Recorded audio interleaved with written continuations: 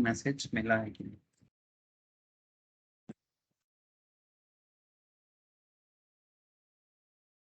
Started. Okay sir. अच्छा, कोई background noise है क्या आप लोगों को? एक बार कंफर्म करोगे? ना sir. Any background?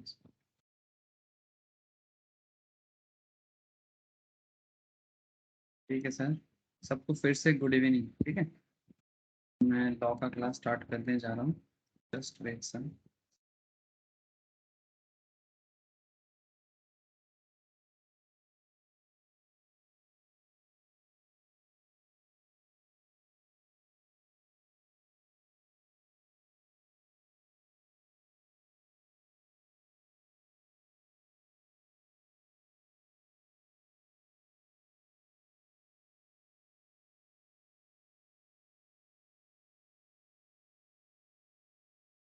Good evening का था।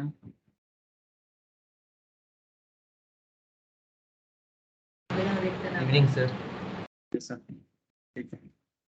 अच्छा चलो सर, तो फिर basically contract act, business law में कॉन्ट्रैक्ट एक्ट के हम लोग थोड़ा सा डिटेल्स बातचीत चल रहा है अभी क्लास में। और जो डिटेल्स अभी बात मैं कर रहा था दैट इज एसेंशियल एलिमेंट्स, है ना सर? मुझे जितना याद आ रहा है, मैं आप लोगों को एसेंशियल एलिमेंट्स या कॉन्ट्रैक्ट, कोई भी पर्टिकुलर बिजनेस लॉ में जो कॉन्ट्रैक्ट होता है, कोई भी बिजनेस कॉन्ट्रैक्ट में जो एसेंशियल एलिमेंट्स होता है, मैं आप लोगों के साथ उस एसेंशियल एलिमेंट्स का जो डिटेल्स है उसके बारे में बात कर रहा हूँ। इससे पहले मैंने आप लोगों को बेसिक्स ऑफ कॉन्ट्रैक्ट पढ़ाया और साथ में कंसिडरेशन का डिस्कशंस किया।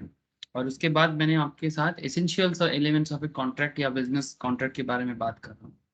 तो अगर किसी का भी बेसिक्स ऑफ कॉन्ट्रैक्ट, मतलब एकदम स्टार्टिंग में बेसिक्स ऑफ कॉन्ट्रैक्ट क्या है सर, वहाँ पर बेसिकली ऑफर, एक्सेप्टेंस, एग्रीमेंट, ये सब डिस्कशंस होता है।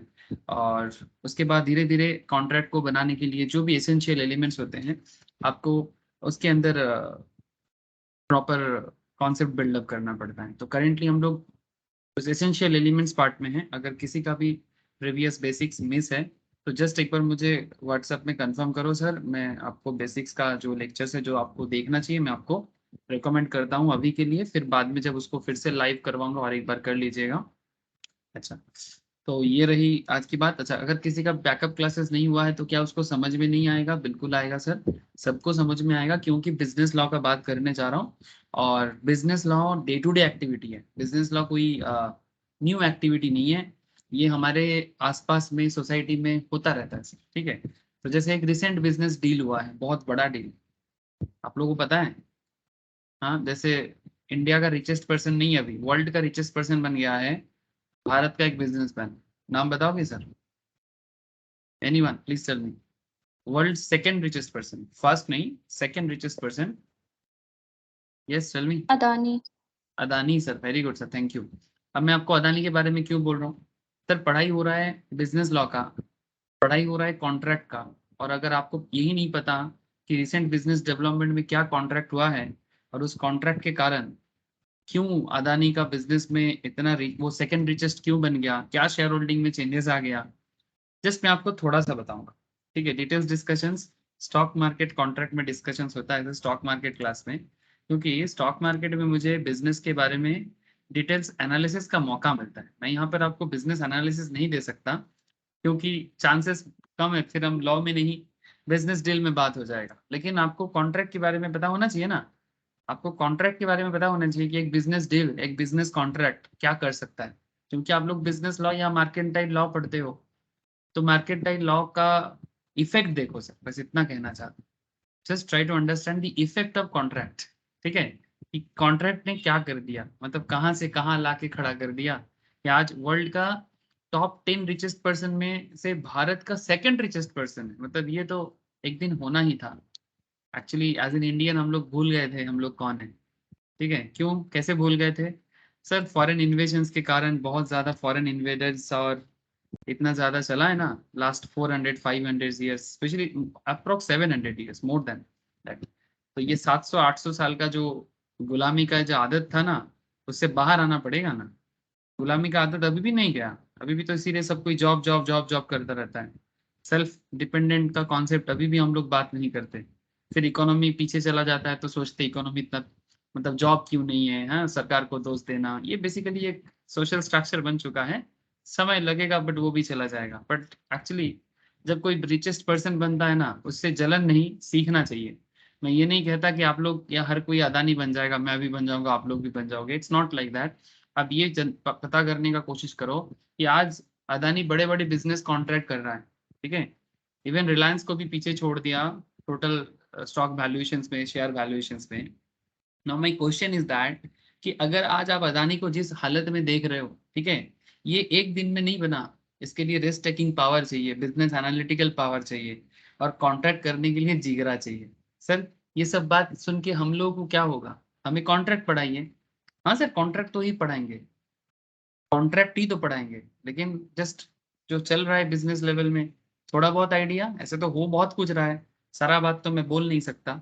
या फिर बोलते रह जाए तो फिर एग्जाम्पल से एग्जाम्पल चलेगा और कुछ पता ही नहीं चलेगा, मतलब मेन पॉइंट से हट जाएंगे, ज्यादा डाइवर्ट हो जाएंगे, ज्यादा तो नहीं बोल सकते।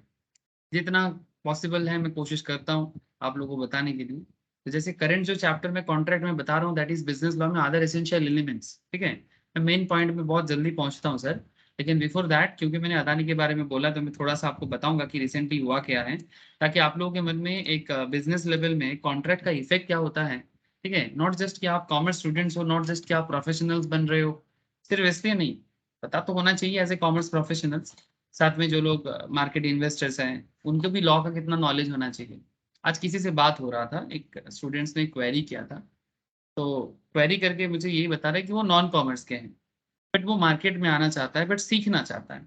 तो उनका एक सिंपल सा सवाल था कि हम लोग तो कॉमर्स बैकग्राउंड से नहीं है, हम लोग साइंस या आर्ट्स बैकग्राउंड से हैं, तो क्या हम लोग आगे जाके बिजनेस स्टॉक मार्केट लेवल में या कैपिटल मार्केट में हम लोग कुछ कर सकते हैं क्या, सच में कुछ फ्यूचर है। यूट्यूब वीडियोस में तो सारा चीज ऊपर ऊपर में बोला हुआ है, लगता है कि अभी ये हो जाएगा, अभी वो हो जाएगा, लेकिन यूट्यूब वीडियो के सहारे क्या हम लोग सच में अपना पैसा मार्केट में लगा दे। तो मैंने उनको एक सिंपल सा सवाल किया कि जिसको सीखने में चार्टर्ड अकाउंटेंट 4 साल 4.5 साल बिताते हैं, जिसको सीखने में कॉस्ट अकाउंटेंट 3 से 4 साल इन्वेस्ट करता है, कंपनी सेक्रेटरी 3-4 साल इन्वेस्ट करता है, अगर कोई कहता है कि मैं 2 महीने का एक या फिर कुछ यूट्यूब वीडियोस देख के मैं स्टॉक मार्केट में या कैपिटल मार्केट में तीर मार लूंगा, हो सकता है, I don't know, but it's really tough sir, क्योंकि तीर मारने के लिए एक डिसिप्लिन स्टडी चाहिए, डिसिप्लिन नॉलेज चाहिए। अब उनका एक सवाल था, तो फिर क्या हर कोई चार्टर्ड पढ़े? नहीं। क्या हर कोई कॉस्ट अकाउंटेंट हो जाए? नहीं।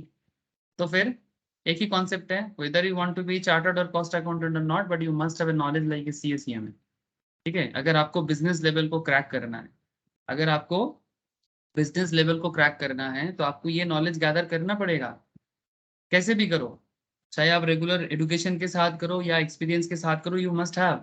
अब बिजनेस कॉन्ट्रैक्ट के बारे में कॉमर्स स्टूडेंट्स, एक सीएमए वाले स्टूडेंट्स का आइडिया लग जाता है, बिकॉज इस फील्ड में रहते हैं, ठीक है। जो नॉन कॉमर्स है उनको भी जानना पड़ता है। सो आप लोग प्राउड फील कर सकते हो कि आपको ये मौका मिल रहा है, सबको ये मौका नहीं मिलता। सब कोई अफसोस कर रहा है क्या हो सकता है कि नहीं, सवाल कर रहा है, बट आप लोग एक काफी इंटरेस्टिंग फील्ड में हो, क्योंकि इसको सीखने के लिए नॉन कॉमर्स भी बड़ा उतावला हो रहा है सर। अब देखो कि वो लोग कितना साहस जुटा पाता है कि हम लोग भी बिजनेस को सीखेंगे, कॉन्ट्रैक्ट को सीखेंगे, है ना, फाइनेंस वगैरह तो है ही। चलो sir that's a different part. But अभी कॉन्ट्रैक्ट में कॉन्ट्रैक्ट एक्ट 1872 का बेसिक्स का क्लास मैंने वो करा दिया। फिर मैंने कंसिडरेशन में बात किया, जिसका इफेक्ट ये था कि नो कंसिडरेशन नो कॉन्ट्रैक्ट, ठीक है, मतलब समथिंग इन रिटर्न होना चाहिए, फ्री में कुछ नहीं होना चाहिए दुनिया में। बिजनेस भी सेम बात करते हैं, कुछ एक्सेप्शनल जरूर है कि देयर आर सम पॉइंट्स जहां पर हम लोग ये भी देखते हैं कि कंसिडरेशन नहीं हो रहा है फिर भी कॉन्ट्रैक्ट बन रहा है, that's a different part sir. बात कर चुके हैं, एक बार प्लीज गो थ्रू कीजिएगा, जिनका भी अगर बाई चांस रिविजन्स नहीं हुआ है या मिस हो चुका है फॉर एनी रीजन, फिर जो भी क्वेश्चंस होगा कर लीजिएगा सर सामने आके या फिर ऑनलाइन में, जैसे आपको सुविधा हो। अदर एसेंशियल एलिमेंट्स में बात तो करने जा रहे हैं सर, जिसमें हम लोग already capacity to contract, free consent, ठीक है, elements of vitiating free consent, legality object and consideration, void agreement, ये सब मैटर पे बात कर रहे हैं। कुछ पॉइंट अभी बहुत इंपॉर्टेंट, कुछ केस लॉ है, कुछ इंपॉर्टेंट एग्जांपल्स हैं, बताना जरूरी है सर, बताएंगे। बट चलो एक बार देख लेते हैं। मुझे अचानक लगा कि एक रिसेंट बिजनेस डील है, आप लोगों को बता देते हैं। ये सर कोई क्वेश्चन, किसी का म्यूट हुआ या अनम्यूट हुआ? बोलो सर, क्या आप लोगों को मेरा आवाज क्लियरली आ रहा है? हेलो? Yes sir. हाँ सर, आ रहा है। ठीक है सर। तो चलो सर, जो मैं बात करने जा रहा था आपको कि Adani Adani completes the 6.4 billion acquisitions of Holcim's stake in Ambuja Cement। अब आपके मन में चल रहे सर, ये होलसीम कौन है? सर ये होलसीम एक Switzerland based in material supplying, मतलब बेसिकली सीमेंट बिल्डिंग मटेरियल्स बनाने वाला एक कंपनी, ठीक है। इनका इंडिया में बिजनेस था। उस होलसीम ग्रुप को, जो स्विट्जरलैंड का था, Adani group on Friday completed 16 सितंबर का ये रीजन स्टोरी बता रहा हूँ मैं आपको। ये जो स्टोरी है ये 16 सितंबर का स्टोरी है, मतलब आज 26 है, जस्ट 8-10 दिन पुराना बात है सर। अभी भी इसको लेके मार्केट बात कर रहे हैं, अभी भी अदानी का शेयर में काफी इफेक्ट आया है सर, जस्ट एक डील के कारण, जस्ट एक कॉन्ट्रैक्ट के कारण अदानी का शेयर में अभी भी इफेक्ट है। और लोग अभी भी, और इसका इफेक्ट आज नहीं सर, इसका इफेक्ट काफी पहले था, बट क्योंकि रिसेंटली डील कंप्लीशन हुआ, ठीक है, तो इसीलिए बात थोड़ा ज्यादा होगा, ठीक है। तो अदानी का शेयर में भी, अदानी एंटरप्राइज से लेके, ठीक है, डिफरेंट बिजनेस शेयर में भी इसका काफी बड़ा इम्पैक्ट देखने को मिला सर, ठीक है। जैसे अदानी क्या दिखाऊं सर, अदानी का बहुत सारा है, अदानी एंटरप्राइज का पार्ट में ये आ जाता है सर, ठीक है। तो इसका शेयर में ये सब डील के कारण लास्ट कुछ महीनों से, ठीक है, काफी डेवलपमेंट नजर आया सर, काफी डेवलपमेंट नजर आया। तो एक बिजनेस कॉन्ट्रैक्ट सिर्फ एक बिजनेस कॉन्ट्रैक्ट नहीं है सर, ठीक है, इसमें बिजनेस का जान बसता है, बिजनेस का जान, समझते हो ना, जान मतलब जैसे हम लोग कभी कभी बोलते हैं ना कि आप में जान बसता है मेरा, तो it's like that. Business contract मतलब सिर्फ कॉन्ट्रैक्ट एक्ट नहीं रे बाबा, बिजनेस कॉन्ट्रैक्ट मतलब जिसपे बिजनेस का जान बसता है। तो यहाँ पर आप जस्ट खबर देख लो कि हुआ क्या था, बहुत लोगों को पता है, आई नो, स्पेशली जो लोग स्टॉक मार्केट एंड इन्वेस्टमेंट के ऊपर काम करते हैं, they know properly. Adani Group on Friday completed the acquisition of Ambuja Cements and its subsidiary ACC Limited, ठीक है। अंबुजा सीमेंट्स और उसका सब्सिडियरी था एसीसी, उसको भी खरीद लिया from Switzerland wholesale group 6.4 billion. Actually Switzerland का जो होलसेल ग्रुप है उनका अंबुजा एंड एसीसी में स्टेक होल्डिंग था, लेकिन अभी इंडिया का जो होलसेल है, होलसेल मतलब जो basically Switzerland based world's one of the largest cement manufacturing business है जिनका, उसका जो इंडिया बिजनेस था, इंडिया पार्ट को अदानी ने बाई कर दिया। मतलब बेसिकली होलसीम के साथ पुराना कॉन्ट्रैक्ट था अंबुजा एसीसी का। अगर मैं आपको होलसीम इंडिया के बारे में थोड़ा बताऊं तो आपको पता चलेगा ये होलसीम कौन है। मतलब आपको ग्लोबल बिजनेस पैरामीटर में थोड़ा सा आइडिया देना चाहता हूं सर कि ग्लोबल पैरामीटर में कैसे बिजनेस कॉन्ट्रैक्ट होता है, आपको थोड़ा सा आइडिया ले लेना चाहिए। होलसीम होलसीम होलसीम होलसीम इंडिया, होलसीम ग्रुप, ये इंडिया में काफी दिनों से बिजनेस कर रहा है, ठीक है। ये देखो, it's known as Holcim Limited. It's a Swiss multinational company that manufactures building materials. It has presence in around 70 countries and employs around 72,000 employees. ठीक है, 72,000 लोग इसमें काम करते हैं। तो वेरी बिग कंपनी और बहुत बड़ा इनका बिजनेस चेन है। इनको खरीद लिया, इंडिया में भी इसका जो पार्ट बिजनेस का जो डील था, ठीक है, उस इंडिया पार्ट को अदानी ने एक्वायर कर लिया 6.4 बिलियन में, ठीक है, 6.4 बिलियन में। तो और उसके साथ साथ क्या हुआ, इनके होलसीम का जो, ये देखो सर, इन मई 2022 एक्चुअली इसका स्टार्टिंग हुआ था। Acquired Holcim stake in Ambuja cement and ACC, ठीक है, जो सीमेंट का बहुत बड़ा ब्रांड है, आप लोग जानते हो, for 10.5 billion. The sale marked Holcim exit from India, Bharat से निकल गया, ठीक है, एक कॉन्ट्रैक्ट के कारण, ठीक है। After 17 years of operations, India में 17 साल इस बिजनेस कॉन्ट्रैक्ट के कारण काम किया था as part of strategy to focus on core markets. But अभी उनको इंडियन मार्केट में उतना, या फिर कुछ प्रॉफिट बुक करना था, मे बी जो भी रीजन हो, ठीक है, उसका अलग डिस्कशंस कर सकते हैं जो स्टॉक मार्केट में बात करते हैं सर, फंडामेंटल एनालिसिस में। बट करेंटली जस्ट मैं आपको डील का इफेक्ट दिखाना चाह रहा था, इसलिए मैंने आपको दिखा कि अदानी ग्रुप ने लिया, ठीक है, अदानी ग्रुप ने इसको एक्वायर किया। और इसका डीलिंग का कुछ ऐसा है, the two cement makers together make Adani the second largest. मतलब ये एसीसी और अंबुजा, इन दोनों को एक्वायर करने के कारण, इन दोनों का बिजनेस डील कंप्लीट होने के कारण होलसीम ग्रुप से, होलसीम जो स्विट्जरलैंड का सबसे बड़ा बिजनेस था, जिसका अंबुजा एंड एसीसी के साथ बिजनेस डील या कॉन्ट्रैक्ट हुआ था, ठीक है, 17 साल इंडिया में बिजनेस कॉन्ट्रैक्ट को कंप्लीट किया, फिर जाके वो अदानी को ऑलमोस्ट 6.4 बिलियन में बेच के, रिसेंटली इसका करंट न्यूज है ये, the two cement makers together make Adani the second largest cement players in the Indian market. तो फिर सामने कौन है, आदित्य बिरला ग्रुप का अल्ट्राटेक सीमेंट, ठीक है, आप लोग जानते हो, these are very popular brand, these are very popular company। UltraTech cement अभी इंडिया का नंबर 1 मतलब सीमेंट बिजनेस है इनका। अल्ट्राटेक के बाद ये दोनों एक्वायर होने के बाद, ठीक है, अब अल्ट्राटेक श्री सीमेंट भी है साउथ का, ठीक है, मोस्ट प्रोबेबली, ठीक है। तो अब ये सेकंड में आ गया, ठीक है। And Adani group chairman Gautam Adani, who is now the wealthiest Indian, also peeped Bernard Arnold and Jeff Bezos to become the second richest person in the world on Friday, ठीक है, behind only Tesla co-founder CEO Elon Musk according to Forbes, ठीक है, Forbes का जो report आया था उसके हिसाब से। सो ठीक है सर, और मैं आपको कहानी नहीं सुनाना चाहता, ये रेगुलर बिजनेस कॉन्सेप्ट एक रिसेंटली हुआ था, बड़ा हॉट बिजनेस कॉन्ट्रैक्ट था, तो इसलिए मैंने शेयर कर दिया आप लोगों से। आप लोगों को सुनाई दिया मैंने जो आप लोगों के साथ बिजनेस डील, बहुत लोगों को पता था बट बहुत लोगों को शायद फर्स्ट टाइम पता चला, बट कोई बात नहीं सर। मतलब एक कॉन्ट्रैक्ट का इफेक्ट क्या हो सकता है जस्ट देखो, ठीक है, ये होता है कॉन्ट्रैक्ट, ठीक है। आप लोग भी जिंदगी में ऐसा ऐसा कॉन्ट्रैक्ट या डील करना, ठीक है, ताकि आप लोग भी ऐसे second richest, third richest, top richest, Indian richest बन जाओ सर, ठीक है। सर क्या बात करते हो, हाँ सर, बड़ा सपना देखो, सपना देखो तो छोटा सपना क्यों देखना है, बड़ा देखो और रियल वाला देखो, ठीक है, झूठ वाला नहीं। अच्छा, कहते हैं कि सपना तो वो होता है जिसको खुले आंख से देखा जाता है, बंद आंखों से देखा हुआ सपना तो अलग चीज है। अच्छा, तो एसेंशियल एलिमेंट्स में बात को बढ़ाते हैं सर आगे। ओके, बहुत हो गया मार्केट अपडेट, ये सब कॉमन सेंस भी है, जनरल नॉलेज अपडेट भी है, और फाइनेंशियल अपग्रेडेशंस भी है, मतलब फाइनेंशियल मार्केट न्यूज भी है, ठीक है। ओके ओके ओके सर, समझ गए। अच्छा, आप लोगों को समझ में आया ना सर जो कहानी में आप लोगों से शेयर किया? हेलो, एक बार थोड़ा हाँ ना बताइएगा, बिल्कुल चुप मत रह जाइएगा। हाँ sir. Yes, sir. Okay sir, thank you sir. अच्छा, तो लास्ट दिन जो डिस्कशंस मेरा चल रहा था मैं उसी से कंटिन्यू करूंगा। एक्चुअली मैं आप लोगों को 2-3 पॉइंट में बात किया लास्ट क्लास में। एक आपका था मेनली जो मैंने बात कर रहा था कि कॉन्ट्रैक्ट जो है ना सर वो बेसिकली फ्री कंसेंट में होना चाहिए। Point to be noted sir, मतलब फ्री कंसेंट क्या है? फ्री कंसेंट मतलब आप किसी को डरा के धमका के, है ना, आप किसी के साथ जबरदस्ती करके या फिर किसी को इमोशनली ब्लैकमेल करके आप किसी के साथ कोई कॉन्ट्रैक्ट नहीं कर सकते। अगर आप ये कोर्ट में प्रूव हो जाता है कि मेरे साथ जबरदस्ती किया गया है, मेरे साथ फोर्सफुल्ली मेरे को बिजनेस डील करने के लिए बोला गया है, व्हाटएवर, ठीक है, ये सारा बिजनेस डील वॉइड हो जाता है, ठीक है।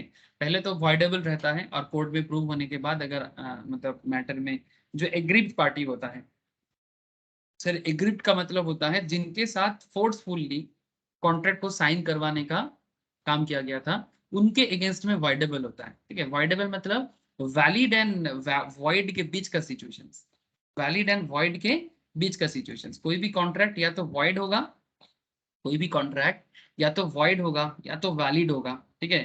वॉइड का मतलब होता है कैंसिल और वैलिड का मतलब होता है वैलिड, ठीक है, जिसको लेके हम लोग आगे बढ़ते हैं बिजनेस डील को। लेकिन इसके बीच में एक सिचुएशन होता है वॉइडेबल। ये सब बात मैंने बेसिक्स में किया, पहला 2-3-4 लेक्चर सुनना, ठीक है, उसमें आपको वैलिड, वॉइड, वॉइडेबल काफी डिटेल्स डिस्कशंस है। अगर आप थोड़ा सा सुन लोगे ना एट पर हो जाओगे, ठीक है, या बाई चांस मिस हो गया है तो।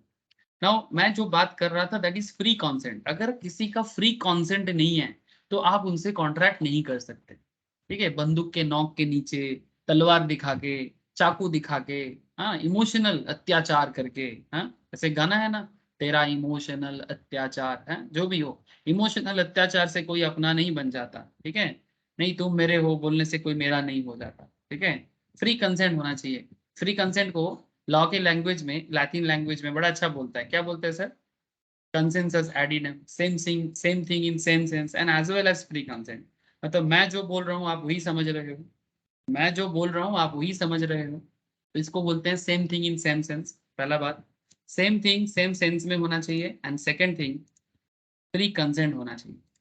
Same thing in same sense होना चाहिए and second thing free consent होना चाहिए। मतलब आपका कंसेंट फोर्सफुल्ली नहीं होना चाहिए, आपका कंसेंट एकदम एकदम फ्रीली, ठीक है। इसको मैंने रविन्द्रनाथ टैगोर का एक बड़ा अच्छा लाइन से याद दिलाया था आप लोगों को, ठीक है, where the mind is without fear, where the head is held high, सुने हो ना, where the thoughts are not broken into narrow domestic worlds। ऐसा एक बहुत सुंदर इंग्लिश में इसको where the mind is without fear के नाम से कहा जाता है।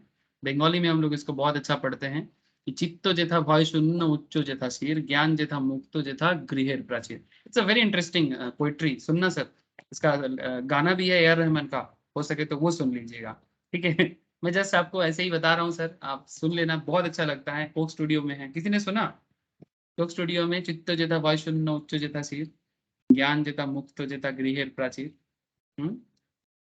उसमें एक लाइन आता है कि जेथा बाक्को उच्चरित होए उच्छ्वसिया उठे, ऐसा बहुत सुंदर, मैं भूल जाता हूँ सर, ठीक है। मतलब जहां पर आपका वर्ड्स, ठीक है, जहां आपका वर्ड्स आपके इनर कोर हार्ट से निकलता है, ठीक है, और दुनिया को बताता है, ठीक है, तो इट्स अ फ्री कंसेंट, ठीक है।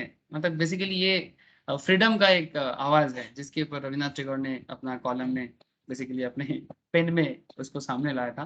तो free consent from any parameter. तो फ्री कंसेंट का जो यहाँ पर जो बात है लॉ में, जो मैं लास्ट कुछ दिनों से आपको बता के जा रहा हूँ सर, इसमें कोर्शन का कॉन्सेप्ट आता है। आ जाओ सर, लिटरेचर वाला पॉइंट से आ जाओ, ठीक है। मैं थोड़ा कभी कभी ऐसे, मेरे अंदर लिटरेचर इतना है नहीं, बट जितना है सोचता हूँ कि बाहर आ जाए।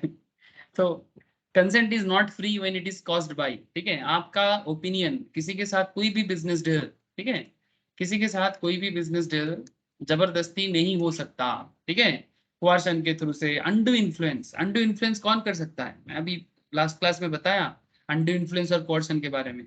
जो आपके बड़ा नजदीक में है, जो आपको बड़ा इजीली मैनिपुलेट कर सकता है, अंडू इन्फ्लुएंस वही करता है। जैसे एक टीचर स्टूडेंट को कर सकता है, एक डॉक्टर पेशेंट को कर सकता है, एक माँ बाप अपने बच्चे को कर सकता है, अंडू इन्फ्लुएंस, ठीक है।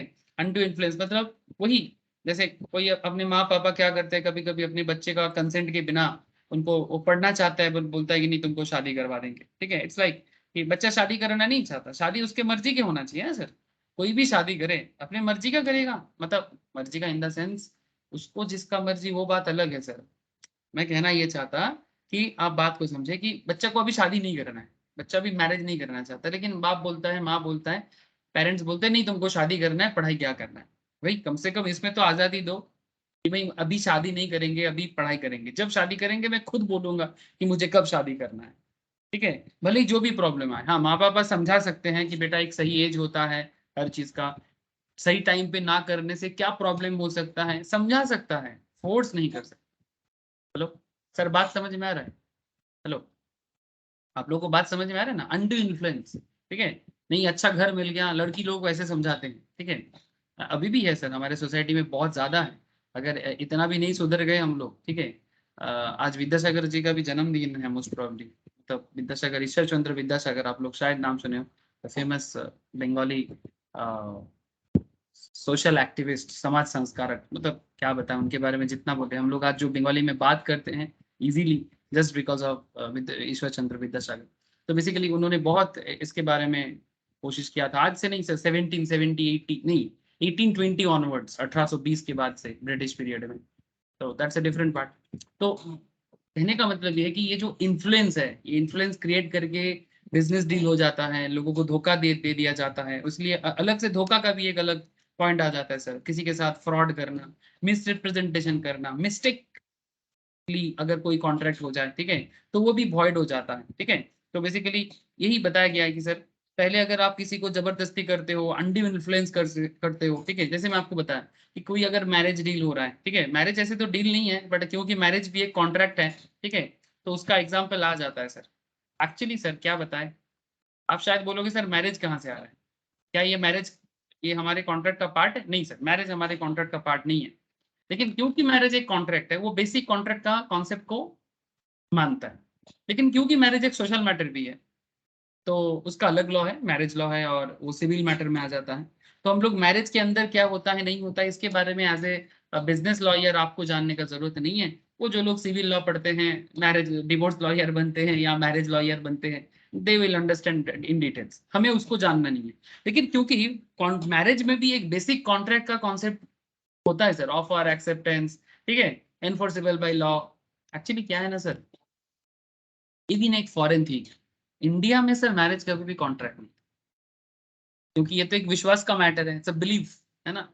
तो इंडिया का जो कल्चर है, भारत का, ठीक है, हिंदुस्तान का, ठीक है, मतलब basically Indus valley civilization and the Ganges civilization, ठीक है, इसका जो कल्चर है इसमें शादी कभी भी कोई कॉन्ट्रैक्ट नहीं था।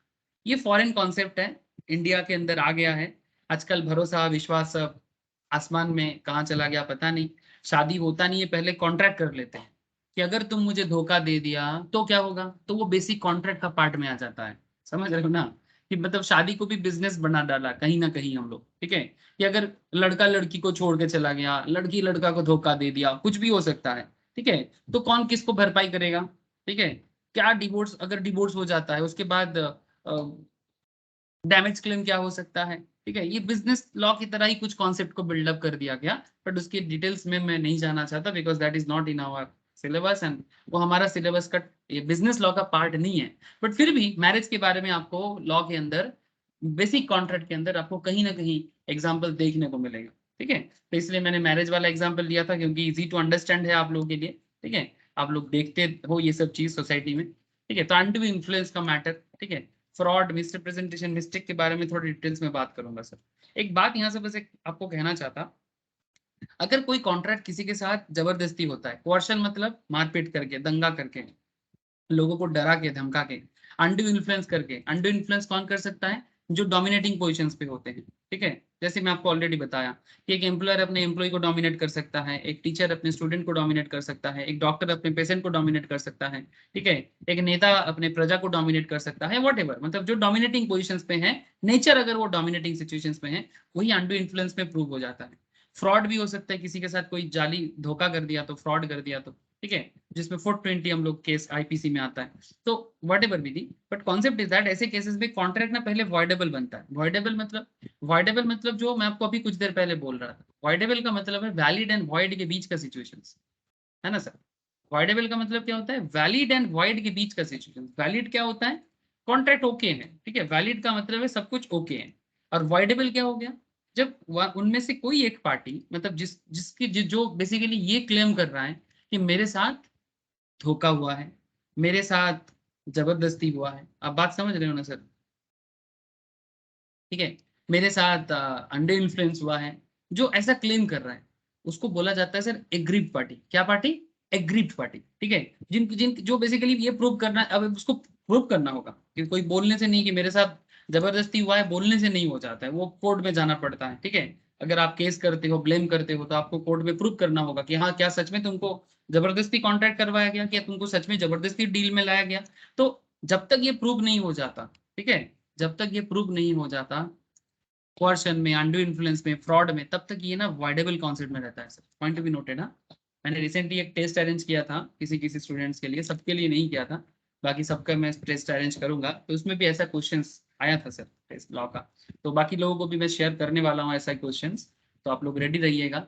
दुर्गा पूजा में ये सब क्वेश्चन आप लोग सॉल्व करके मुझे शेयर कीजिएगा, फिर दुर्गा पूजा के बाद मैं ऑफलाइन में जैसे जैसे आप लोगों को आना है और टेस्ट देना है वो भी मैं बता दूंगा कि कैसे क्या करना है, नहीं करना है। तो कहने का मतलब एकदम बड़ा सिंपल है कि जब तक प्रूव नहीं होता तब तक वॉइडेबल है, प्रूव होने के बाद दोनों हो सकता है, या तो वो वैलिड बन जाए, या तो वो बंदा जो है ना, जो अपने अपने को कोर्ट में लेके गया था और ये बोल के गया था कि मेरे साथ जबरदस्ती हुआ है, और मानो कि कोर्ट में जाके बोल रहे कि नहीं नहीं मेरे साथ कोई जबरदस्ती नहीं हुआ है, ठीक है। जैसे उस दिन मैं किसी को हाँ ऑफलाइन टेस्ट में ही कुछ स्टूडेंट्स का लिया था, मैं उन लोगों को बोल रहा था एक एग्जाम्पल, मुझे उस दिन याद आया था कि सलमान खान काफी दिनों से कोर्ट का चक्कर काट रहे, काफी सालों से, दिनों से नहीं। आप लोग जानते हो ना सलमान खान, अरे बाबा बॉलीवुड एक्टर, ठीक है, मतलब भाई, सबका भाई। तो जो भी है, भाई है कि भाई है पता नहीं, भैया है जो भी है, बट आप समझो वो काफी दिनों से ना कोर्ट का चक्कर काट रहा है।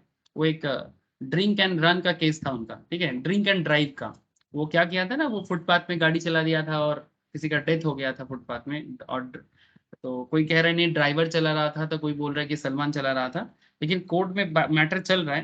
लेकिन अभी भी ये नहीं हो रहा है कि सलमान का सजा हो जाए। तो कोई जो कोर्ट में केस लेके गया उनका मानना है कि सलमान ने किया, और सलमान बार बार जो उसका गवाह है, ठीक है, जो बेसिकली ये बताना चाहता है कि नहीं मैंने मतलब सलमान ने नहीं मारा या समथिंग लाइक दैट, मतलब बेसिकली कहीं ना कहीं वो मैनिपुलेट हो रहा है, ठीक है, आई आई थिंक, ठीक है। अब एग्जैक्टली मुझे भी नहीं पता। तो अभी भी कोर्ट की नजर से सलमान ने गलती नहीं किया है, अब फिर भी कोर्ट में केस पेंडिंग है, अभी भी कोई फाइनल डिसीजन मेकिंग नहीं हुआ है। तो जब तक ये नहीं होता है ना तब तक ये एक वॉइडेबल कंडीशंस में चलता है सर। उसके बाद या तो वैलिड हो जाएगा या तो वॉइड हो जाएगा। वॉइड मतलब कैंसिल, वैलिड मतलब हाँ ठीक है ओके था कॉन्ट्रैक्ट, ठीक है। तो इट्स लाइक दैट। तो याद रखिएगा कि कोर्शन, अंडू इन्फ्लुएंस, फ्रॉड, ऐसे सिचुएशंस में जब भी कोई कॉन्ट्रैक्ट रहे पहले वो वॉइडेबल होता है और वॉइडेबल के बाद प्रूव करना पड़ता है, ठीक है। कि अगर बंदा हाँ मान लिया तो वैलिड हो सकता है, अगर ना कर दिया मतलब वो अगर सच में ये प्रूव हो गया कोर्ट में कि हाँ वन ऑफ द पार्टी के साथ, ठीक है, ए और बी के बीच में कॉन्ट्रैक्ट हुआ है, ए का मानना है कि बी मेरे साथ जबरदस्ती किया है, ए चला गया कोर्ट में, ठीक है, और जब तक ये कोर्ट में डील चल रहा है, मतलब इसका केस चल रहेगा, ठीक है, तब तक ये एक वॉइडेबल कॉन्ट्रैक्ट रहेगा, ठीक है। अब यहाँ पर कौन कोर्ट में गया, ए कोर्ट में गया, ठीक है, ए कोर्ट में गया। अब जब तक ए कोर्ट में ये प्रूफ नहीं हो जाता है कि हाँ ए के साथ सच में जबरदस्ती हुआ है, अगर ये प्रूव हो गया तो ये वॉइडेबल से वॉइड हो जाएगा। जो कॉन्ट्रैक्ट वॉइडेबल था ए और बी के बीच में जो कॉन्ट्रैक्ट था ये वॉइड हो जाएगा, ठीक है। लेकिन अगर मानो कि कोर्ट में जाने के बाद ए नहीं कोर्ट में गया था, फिर जब पूछा गया बोला नहीं नहीं मेरे साथ कोई फोर्सफुली नहीं हुआ था, सब कुछ ठीक है, मैंने गलत बोला, ठीक है। या फिर बी ने प्रूव कर दिया कि मैंने उसके साथ ऐसा कोई जबरदस्ती नहीं किया था और बी प्रूव कर दिया और बी जीत गया केस, ठीक है। तो ऐसे केसेस में वॉइडेबल सिचुएशन से वैलिड हो जाएगा कॉन्ट्रैक्ट, ठीक है। तो ये सब सब्जेक्ट टू केस है, सब्जेक्ट टू डिस्कशंस है, सब्जेक्ट टू प्रूवमेंट है, ठीक है। तो याद रखिएगा सर कि जो एग्रीड पार्टी है उनके नजर से वॉइडेबल चलता है, क्योंकि एक बंदा तो राजी है बनाने में, मतलब कॉन्ट्रैक्ट करने में, लेकिन दूसरे को या तो कोर्शन या तो अनड्यू इन्फ्लुएंस या तो फ्रॉड के थ्रू से कॉन्ट्रैक्ट करने के लिए जबरदस्ती किया जा रहा है। तो जो बोल रहे कि मेरे साथ जबरदस्ती हो रहा है वो एग्रीड पार्टी है, जो बोल रहे कि मेरे साथ इन्फ्लुएंस किया गया है मेरे को, वो उसके बिहाफ में अवॉइडेबल है, ठीक है। तो एक बंदा तो सही है कि हाँ मैं करूंगा, अब जबरदस्ती कर रहा है कि नहीं कर रहा है ये तो सब्जेक्ट टू प्रूवमेंट है ना। तो मैं आपके साथ आज ये 3 बाकी कॉन्सेप्ट में बात करने वाला हूँ, मिसरिप्रेजेंटेशन एंड मिस्टेक के बारे में, ठीक है। अगर कोई कॉन्ट्रैक्ट बाय मिस्टेक हो जाता है मतलब वो वॉइड है, याद रखिएगा सर, ठीक है। कॉन्ट्रैक्ट वॉइड हो जाता है। मिस्टेक का भी 2 तरह होता है, एक, हाँ बोलो सर, कुछ क्वेश्चन आ रहा है, यस टेल मी सर। अच्छा ठीक है कोई बात नहीं, क्वेश्चन अभी मैं लूंगा सर, थोड़ा सा और बता देने दो, ये तो बस मैं एक बार रिवाइज दे रहा हूँ, ठीक है। मिस्टेक में जैसे कॉन्ट्रैक्ट वॉइड हो जाएगा, मिस्टेक भी 2 तरह का होता है, एक बाइलेटरल और एक यूनिलेटरल, मतलब एक तरफा मिस्टेक है कि 2 तरफा मिस्टेक है। बाई का मतलब है 2 तरफा, ठीक है, यूनि का मतलब है एक तरफा, ठीक है। मतलब एक तरफ से मिस्टेक है और यहाँ पर 2 तरफ से। अब बाइलेटरल में भी as to subject matter, possibility of performance, nature of contract, as to identify of person, तो कुछ और मैटर है जिसके बारे में थोड़ा जानकारी लेना जरूरी, ठीक है सर। चलो सर, जानकार बनते हैं, है ना। आरबीआई क्या कहता है, जानकार बनो सतर्क रहो। और यहाँ पर आरबीआई नहीं सर, यहाँ पर आप लोगों का चार्टर्ड अकाउंटेंसी, कॉस्ट अकाउंटेंसी या कंपनी सेक्रेटरी का कोर्स बताता है, जानकार बनो और रेडी रहो, ठीक है। जानकार बनो और रेडी रहो, ओके सर। हाँ चलो, फ्रॉड के बारे में थोड़ा बात करते हैं सर। फ्रॉड बेसिकली सेक्शन 17 का कॉन्सेप्ट है, ठीक है। फ्रॉड जो है वो सेक्शन 17 का कॉन्सेप्ट है। मैं लास्ट दिन आप लोगों को बाकी चीज बता दिया था, इसलिए मैं डायरेक्ट सेक्शन 17 से स्टार्ट किया। तो section 17 definition of fraud under section 17, fraud means and includes any of the following acts committed by party to a contract or with his convenience, ठीक है, और by his agent with an intent to deceive another party। मतलब इसमें इरादा क्या है, इरादा क्या है, इरादा है धोखा देना, ठीक है, जानबूझ के, या तो खुद या तो एजेंट बना के, ठीक है, और ही इज एजेंट और to induce him to enter into contract, किसी को धोखा से कॉन्ट्रैक्ट करने में फंसा देना, ठीक है। The suggestion as a fact of what which is not true by one who does not believe it to be true, the active concealment of a fact by one having knowledge or belief of the fact, ठीक है, मतलब छुपा देना original fact को, concealment. A promise made without any intention of performing it, किसी को कोई promise करना जो एक्चुअली आपको निभाना ही नहीं है, ठीक है। मतलब ऐसे तो एक बहुत अच्छा हिंदी लाइन है ना सर गाने में, ठीक है, जो वादा किया है निभाना पड़ेगा, बट यहाँ पर कॉन्सेप्ट क्या है, जो वादा किया है निभाना ही नहीं है। ध्यान से सुनना, ठीक है। फ्रॉड का मतलब इरादा क्या है, जो वादा किया है निभाना ही नहीं है, मतलब हमको करना ही नहीं है, प्रॉमिस तो ऐसे ही है, ठीक है। मतलब आजकल तो सर ऐसे ही दिन आ गया ना सर, आजकल प्रॉमिस करके, जैसे नेता लोग क्या करता है, हाँ कितना झूठ प्रॉमिस करता रहता है, हाँ सारा दिन झूठ प्रॉमिस पे झूठ प्रॉमिस, झूठ प्रॉमिस पे झूठ प्रॉमिस, इतना झूठ बोलते हैं कि ये खुद ही भूल जाते हैं कि बोला क्या था, वो भी हो, जो भी हो, चलो कोई बात नहीं। हम लोग का ही नेता भी किसका है देखना पड़ेगा ना, हम लोग का नेता है, मतलब हम लोग कितना सच्चा है उसमें सवाल उठता है sir. The question actually public पे उठता है, नेता पे नहीं। ठीक है, हमारा नेता कैसा हो, जैसा जैसा प्रजा हो, जैसा पब्लिक हो। Promise made without any intention of performing it, public चाहता ही नहीं है। ठीक है, जैसे आप लोगों को पता है, ये मैं कुछ दिनों से अभी नेटिव में हूँ, ऐसे परसों मतलब संडे सैटरडे को आया। आप लोगों को पता है ना, एनएच बंद था, एनएच और रेल लाइन हाईवेज बंद था, ये खबर है आप लोगों के पास? NH6 मतलब मुंबई रोड, हावड़ा मुंबई, कोलकाता मुंबई रोड, और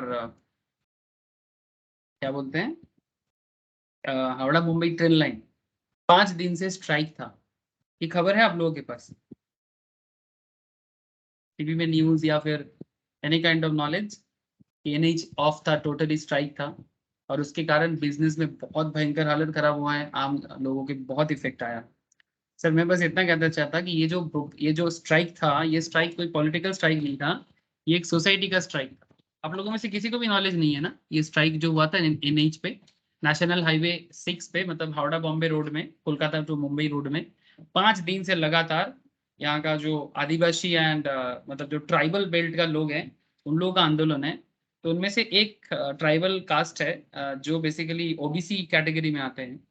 उनका मानना है कि उनको ओबीसी से एससी या एसटी में कन्वर्ट कर दिया जाए। ठीक है, बेसिकली वो लोग भी जंगल में ही रहते हैं, मतलब they are also part of forest land, so they also have a culture like tribals people, जिसको हम लोग नॉर्मली लोधा, संताल या आदिवासी कहते हैं।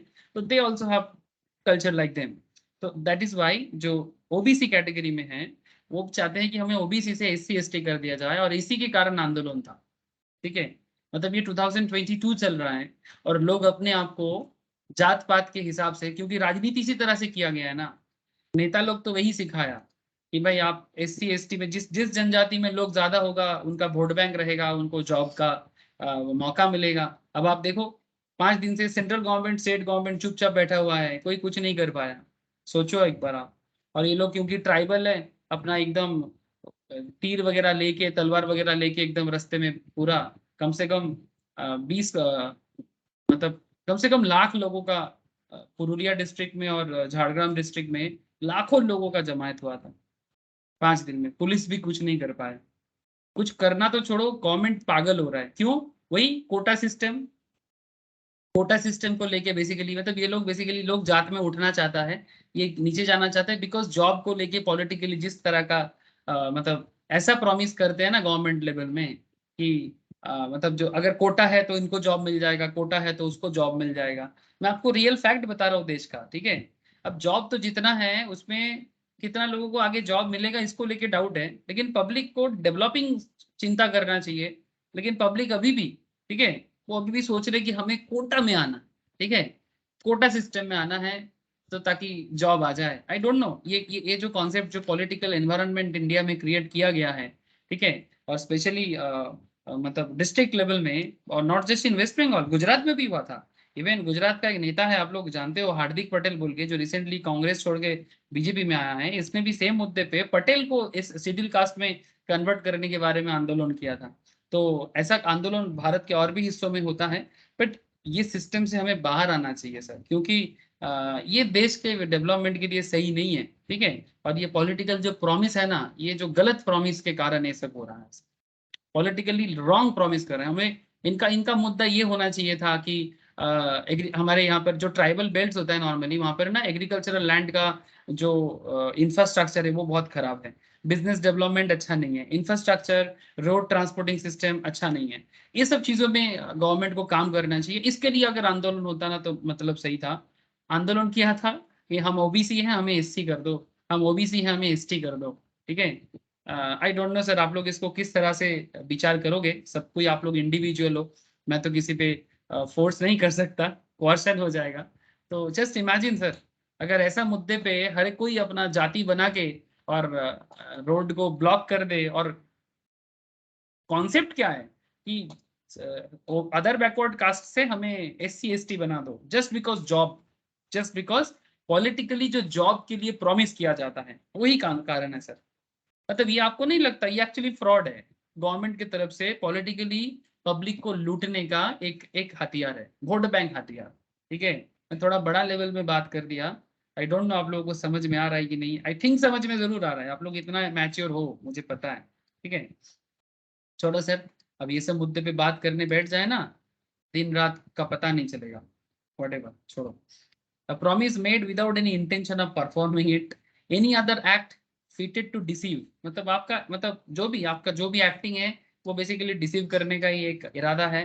Any such act or omission as the law specially declares to be fraudulent, ठीक है, इसको लॉ फ्रॉड बोल देता है। तो कुछ एग्जांपल्स मोस्ट प्रोबब्ली मैंने लास्ट दिन भी बताया था, बट फिर से एक बार बता देता हूँ। यहाँ पर एक इंटरेस्टिंग पॉइंट है सर, मेयर साइलेंस मतलब जनरली अगर कोई किसी मैटर में चुप है, ठीक है, चुप है, साइलेंस है। मेयर साइलेंस का एक बहुत इंटरेस्टिंग मैटर है, थोड़ा सा ध्यान से सुनो, एक बहुत इंटरेस्टिंग केस लॉ आने वाला है। Mere silence as to facts likely to affect the willingness of a person to enter into a contract is not fraud, unless the circumstances of the case are such that regard being had to them, it is duty of the person keeping silence to speak, or unless his silence is in itself equivalent to speech. कभी कभी हम लोग पहले से बोल देते हैं कि अगर मैं पहले से ये बता देता हूं कि अगर मैं किसी मैटर पे चुप हूं, साइलेंट हूं, तो मान लेना कि ये मेरा हाँ है या ना है। ये अगर प्रीवियसली डिसाइडेड है, प्रायर डिसाइडेड है, तो इट्स ओके।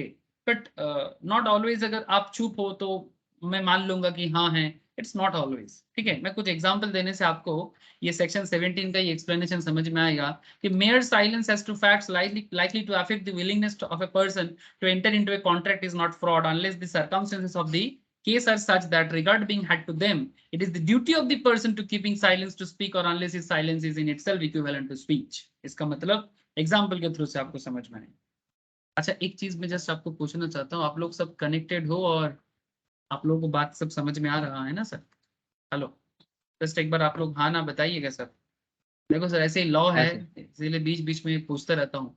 ठीक है, क्योंकि यहाँ पर आप लोग सिर्फ सुनते हो और समझते हो। ठीक है, प्रैक्टिकल पेपर्स में कैलकुलेशंस होता है, यहाँ पर कैलकुलेशंस का मेरे को कोई मौका नहीं मिलता। ठीक है, मैं बस आप लोगों को समझा सकता हूँ, आप लोग कॉन्सेप्ट को क्लियर कर सकते हो। ठीक है, और बिजनेस एरिया को आप लोग अंडरस्टैंडिंग को बढ़ा सकते हो, इसलिए थोड़ा बीच बीच में थोड़ा सा ना मुझे फीडबैक देते जाइएगा सर। अच्छा, एग्जाम्पल 23, इसमें एक बहुत अच्छा बात क्या है sir, A sell by auction to B. ठीक है, A sell by auction to B a horse which A knows to be unsound. A को पता है कि घोड़ा जो है वो पागल है। ठीक है, which A knows to be unsound. A says nothing to B, but A ने B को कुछ नहीं बोला about the unsoundness of the horse. A ने B को कुछ नहीं बोला about the unsoundness of the horse. तो लॉ कहता है this is not fraud by A, क्योंकि यहाँ पर कॉन्सेप्ट ऐसा काम कर रहा है सर, यहाँ पर समझना होगा, ये जो बहुत पतला पतला गैप है सर लॉ के अंदर, है ना, there is a very thin line between law. ठीक है, क्या कॉन्सेप्ट है सर, ऑक्शन में घोड़ा को नीलामी में उठाया गया सर। मैं आपको लास्ट दिन ऑक्शन कॉन्ट्रैक्ट बताया था, मोस्ट प्रोबेबली मेरे फादर का जो गवर्नमेंट के साथ ऑक्शन होता है उसके बारे में मैंने बात किया था। अगर किसी को रिमेम्बर है तो शायद पता होगा कि ऑक्शंस में गवर्नमेंट कभी ये नहीं बताता है कि भाई कौन सा, जैसे मेरे फादर का actually government of West Bengal के साथ फॉरेस्ट प्रोड्यूस का ऑक्शंस में काम होता है सर। तो मैं बचपन से देखता हूँ कि गवर्नमेंट का जो फॉरेस्ट प्रोड्यूस होता है, बिकॉज एक्चुअली मेरा नेटिव फॉरेस्ट एरिया में है ना, तो पापा काफी दिनों से करते हैं, और यहाँ पर फॉरेस्ट मार्चेंट एसोसिएशन है। तो फॉरेस्ट मार्चेंट एसोसिएशन क्या करता है, गवर्नमेंट का जो ऑक्शन प्रोड्यूस होता है, मतलब गवर्नमेंट का जो प्रोड्यूस होता है, गवर्नमेंट उसको ऑक्शंस में लाते हैं, फिर उसमें ऑक्शंस में बीड करना पड़ता है, और बीड करके प्रोडक्ट जो है, जो लकड़ी होता है जिसके ऊपर बेस करके सिटी में बिल्डिंग बनता है, फर्नीचर बनता है, हमारे आपके घर में सुंदर सुंदर सा फर्नीचर बनता है। ठीक है, आप लोग ब्रांडेड फर्नीचर लेने जाते हो होम टाउन में, या फिर डोमरो, बहुत सारा फर्नीचर ब्रांड है, बट इसका जो लकड़ी का प्रोड्यूस है तो वो तो जंगल से आता है। ठीक है, अब जंगल का एक सर्टेन, ऐसा नहीं कि जंगल काटो और बेच दो, ऐसा नहीं होता। जंगल इसको एक पर्टिकुलर वे में उसको मेंटेन करता है गवर्नमेंट। ठीक है, उसमें भी चोरा कारोबारी चलता है, वो अलग चीज है, बट उसमें बात नहीं करूंगा। तो पापा क्या करते हैं, या पापा जैसे और भी फॉरेस्ट मार्चेंट एसोसिएशन का लोग क्या करते हैं, ये बीट करके सामान को उठाते हैं सर। ठीक है, और तो वहां पर क्या गवर्नमेंट बता देता है क्या, उस पर चिपका देता है कि ये लकड़ी खराब है, ऐसा बता देता है क्या? हाँ, मतलब ये वाला टिम्बर का लॉट जो है ये खराब है, ये बता देगा क्या? आप मुझे एक चीज बताओ। या जो फॉरेस्ट मर्चेंट है वो अपने नॉलेज के हिसाब से उसको चेक करेगा? प्लीज टेल मी।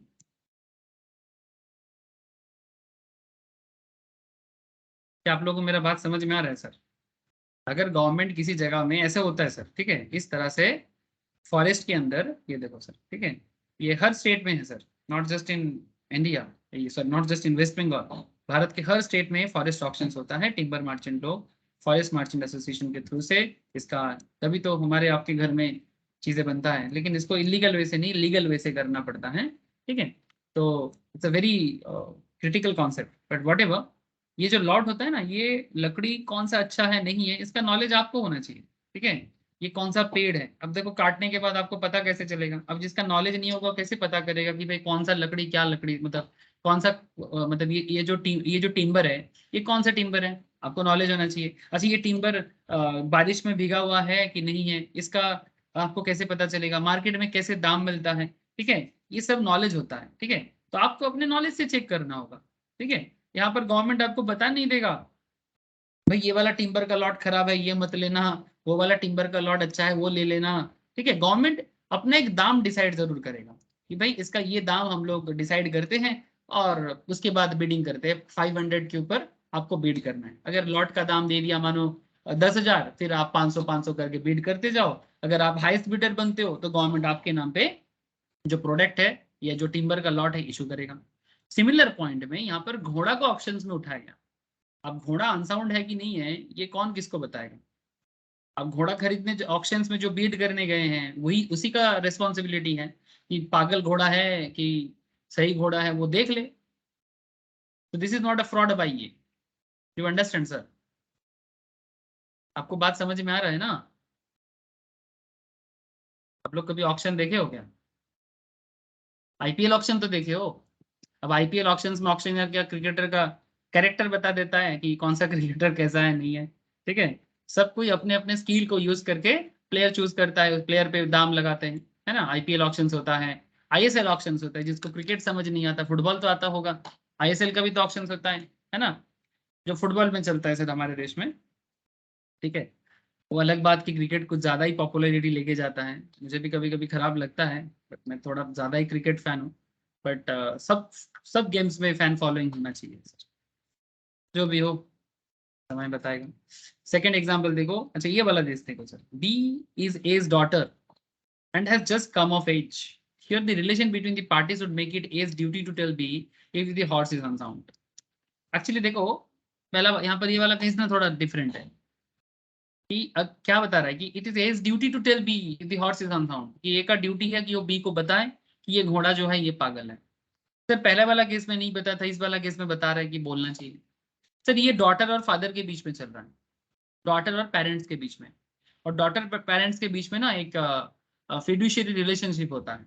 और जब आप किसी रिलेशनशिप में होते हो ना जो एक गुड फेथ में होता है, ठीक है, तो गुड फेथ के केस में जब गुड फेथ का मैटर होता है कि कभी गुड फेथ में ना कोई किसी को धोखा नहीं दे सकता, ठीक है, तो गुड फेथ के केस में आपको बता देना चाहिए कि ऐसा हुआ है, ठीक है। तो आप वो बोलेगा सर कौन बाप बेटी को घोड़ा बेचता है, that's a different part, but आप ट्राई टू अंडरस्टैंड कि अगर किसी के बीच में रिलेशनशिप जो है, ठीक है, किसी के बीच में रिलेशनशिप जो है वो रिलेशनशिप अगर फिड्यूशियरी है, काफी क्लोज रिलेशनशिप है, तो इन दैट केस आप कोई भी बात छुपा नहीं सकते किसी भी डील में, किसी भी मैटर पे, ठीक है।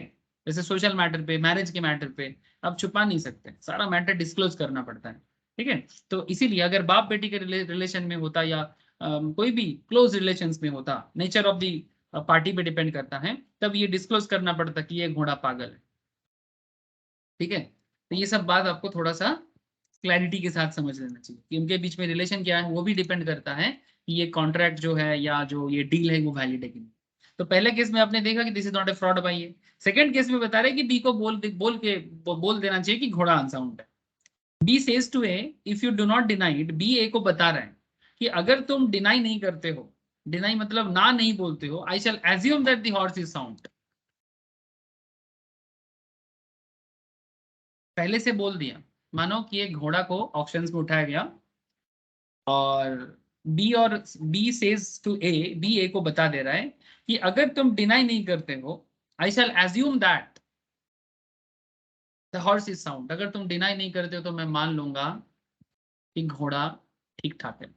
ए सेज नथिंग, ठीक है, A says nothing. If you do not deny it, I shall assume that horse is sound. A says nothing, इन्हें कुछ नहीं बोला. Here A's silence is equivalent to speech.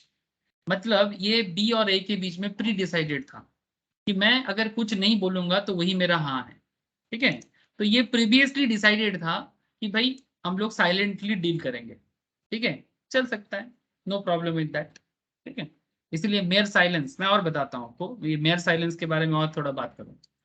A and B being traders, A और B trader है, enter into a contract. A has private information of a change in price of which should affect B's willingness to proceed with the contract. A is not bound to inform B. A और B दोनों एक दूसरे के साथ business करता है, जिसको हम लोग नॉर्मल में बोलते हैं ना, ट्रेड करता है, धंधा करता है. ठीक है, बाइंग सेलिंग का काम चलता है. A has private information of a change in price. A के पास प्रोडक्ट का दाम के चेंज के बारे में कुछ प्राइवेट इंफॉर्मेशन है, अंदर का खबर है, which would affect B's willingness to proceed with the contract. अगर ये इंफॉर्मेशन B को पता चल जाए तो शायद B कॉन्ट्रैक्ट में ना भी आ सकता है, कि इस बार दाम ज्यादा हो सकता है. रीजन ये है, ये इंफॉर्मेशन A को पता है, तो क्या ये इंफॉर्मेशन A B को बताएगा कि इस बार मेरे प्रोडक्ट पे कुछ प्रॉब्लम है तो तुम कॉन्ट्रैक्ट मत करना? ऐसा थोड़ी ना होता है. क्या सारा इंफॉर्मेशन बता देगा बिजनेसमैन अपने बारे में? हाँ, अपना सीक्रेट भी बता दे? ऐसे थोड़ी बिजनेस होता है. बिजनेस का भी कुछ अपना मतलब बाय डिफॉल्ट कंडीशंस होते हैं, कुछ डिफॉल्ट होते हैं ना. तो ये is not bound to inform B कि भाई मेरा बिजनेस में क्या प्रॉब्लम है, मेरे प्रोडक्ट में क्या प्रॉब्लम है, आप देख लो, जान के करो. अब किसके मन में ऐसा चल रहा है, सर ये तो धोखा है. सर बिजनेस में ऐसे बोलते हैं ना, एक बड़ा अच्छा एक लाइन है, मतलब everything is fair in love and क्या बोलते हैं, everything is fair in love and work. ठीक है, इट्स लाइक दैट कि बिजनेस में बहुत सारा चीज फेयर हो जाता है, डिपेंड करता है नेचर क्या है. ठीक है, तो point to be noted sir, is not bound to inform me. ठीक है, यहाँ पर एक ना बोल के फ्रॉड नहीं कर रहा है. ठीक है, private information change in price के बारे में अगर ए बी को नहीं बोलता है तो ये कोई फ्रॉड नहीं है. तो बी उसको नहीं बोल सकता भाई तुमको तो पता था, तुम बोले नहीं, इसका मतलब तुम मेरे साथ फ्रॉड किए. It's not like that. ठीक है, तो आपको नेचर समझना पड़ेगा. ठीक है, नेचर पे डिपेंड करता है कि क्या फ्रॉड हो रहा है क्या नहीं. The following are the essential elements of fraud. ध्यान से सुनना, कुछ इन्फॉर्मेशन आपको मैं शेयर कर रहा हूँ जिससे आपको फ्रॉड के बारे में मतलब आइडिया लग जाएगा कि भाई कौन सा चीज फ्रॉड है और कौन सा चीज फ्रॉड नहीं है. तो there must be a presentation और assertions and it must be false. However, silence may amount to fraud or an active concealment may amount to fraud. Silence may amount to fraud. कभी कभी silence, मतलब कभी कभी नहीं, अगर silence के बारे में प्री डिसाइडेड कुछ फैक्ट नहीं है तो साइलेंस फ्रॉड हो सकता है. ठीक है, और एन एक्टिव कंसीलमेंट में अमाउंट टू फ्रॉड, मतलब अगर आप जानबूझ के कुछ मैटर छुपाते हो, एक्टिव मतलब बहुत जानबूझ के इन द सेंस कि मतलब बेसिकली आपका इरादा ही किसी को ठगना था. ठीक है, तो अगर इरादा ऐसा है तो वो फ्रॉड हो सकता है. वो again sir nature of the contract, वो देखना पड़ता है कि भाई क्या इसको खराबी के अंदर रखा जाए कि ना जाए. ठीक है, नेचर होता है. जैसे देखो ना, यहाँ पर हम लोगों ने 2 पॉइंट में बात किया. एक पॉइंट में एक प्राइवेट इंफॉर्मेशन था, दूसरे पॉइंट में एक पगला घोड़ा था. ठीक है, अब पगला घोड़ा के बारे में इंफॉर्मेशन ना देके आपको लग सकता है कि सर ये तो बोल देना चाहिए कि घोड़ा पगला है, देखो लेना है कि नहीं लेना, किसी किसी के मन में चल सकता है, बट लॉ इसको फ्रॉड नहीं बोलते. ठीक है, सिमिलरली प्राइवेट इंफॉर्मेशन के बारे में सोचो कि कोई अपना बिजनेस का प्राइवेट इंफॉर्मेशन किसी और को क्यों बताएगा, अगर वो बताने के कारण अगर कॉन्ट्रैक्ट ही ना हो तो बी, मतलब जैसे यहाँ पर ए और बी के बीच में. सो ये सिचुएशंस आपको अंडरस्टैंड करना पड़ेगा कि क्या हर चीज को फ्रॉड कर दें. ये nature to nature, situations to situations vary कर सकता है. ठीक है, the representation must be related to a fact. The representation should be made before the conclusion of the contract with the intention to induce the other party to act upon it. The representation or statement should be made with a knowledge of its falsity or without belief in its truth or recklessly not caring whether it is true or false. फर्क नहीं पड़ता भाई, जो होगा देख लेंगे, मेरे को क्या जाता. ठीक है, it's like that. The other party must have been induced to act upon the representation or assertions. The other party must have relied upon the representation and must have been deceived. The other party acting on the representation must have consequently suffered a loss. ठीक है, effect of fraud upon validity of a contract. ध्यान से सुनना. When the consent to an agreement is caused by the fraud, अगर किसी को जालियाती से, किसी को फ्रॉडुलेंटली किसी का कॉन्सेंट लिया गया है, the contract is voidable. मैंने आपको कुछ देर पहले ही बोला था कि अगर हम किसी को फंसाते हैं, जाल में फंसाते हैं और जाल में फंसा के उनसे कॉन्ट्रैक्ट में हाँ बुलाते हैं, क्या बोलाते हैं, हाँ, ठीक है, तो वो कॉन्ट्रैक्ट वॉइडेबल हो जाता है। किसके तरफ से वॉइडेबल है, कौन बताएगा मुझे? ये वॉइडेबल किसके तरफ से है सर? दो पार्टी होता है हमेशा कॉन्ट्रैक्ट में, एक ए पार्टी एक बी पार्टी। ए चाहता है कि कॉन्ट्रैक्ट हो, लेकिन ए बेसिकली बी के साथ फ्रॉड कर रहा है। ए कॉन्ट्रैक्ट करना चाहता है बट बी को फ्रॉडुलेंटली कॉन्ट्रैक्ट में हाँ करने के लिए बाध्य कर रहा है।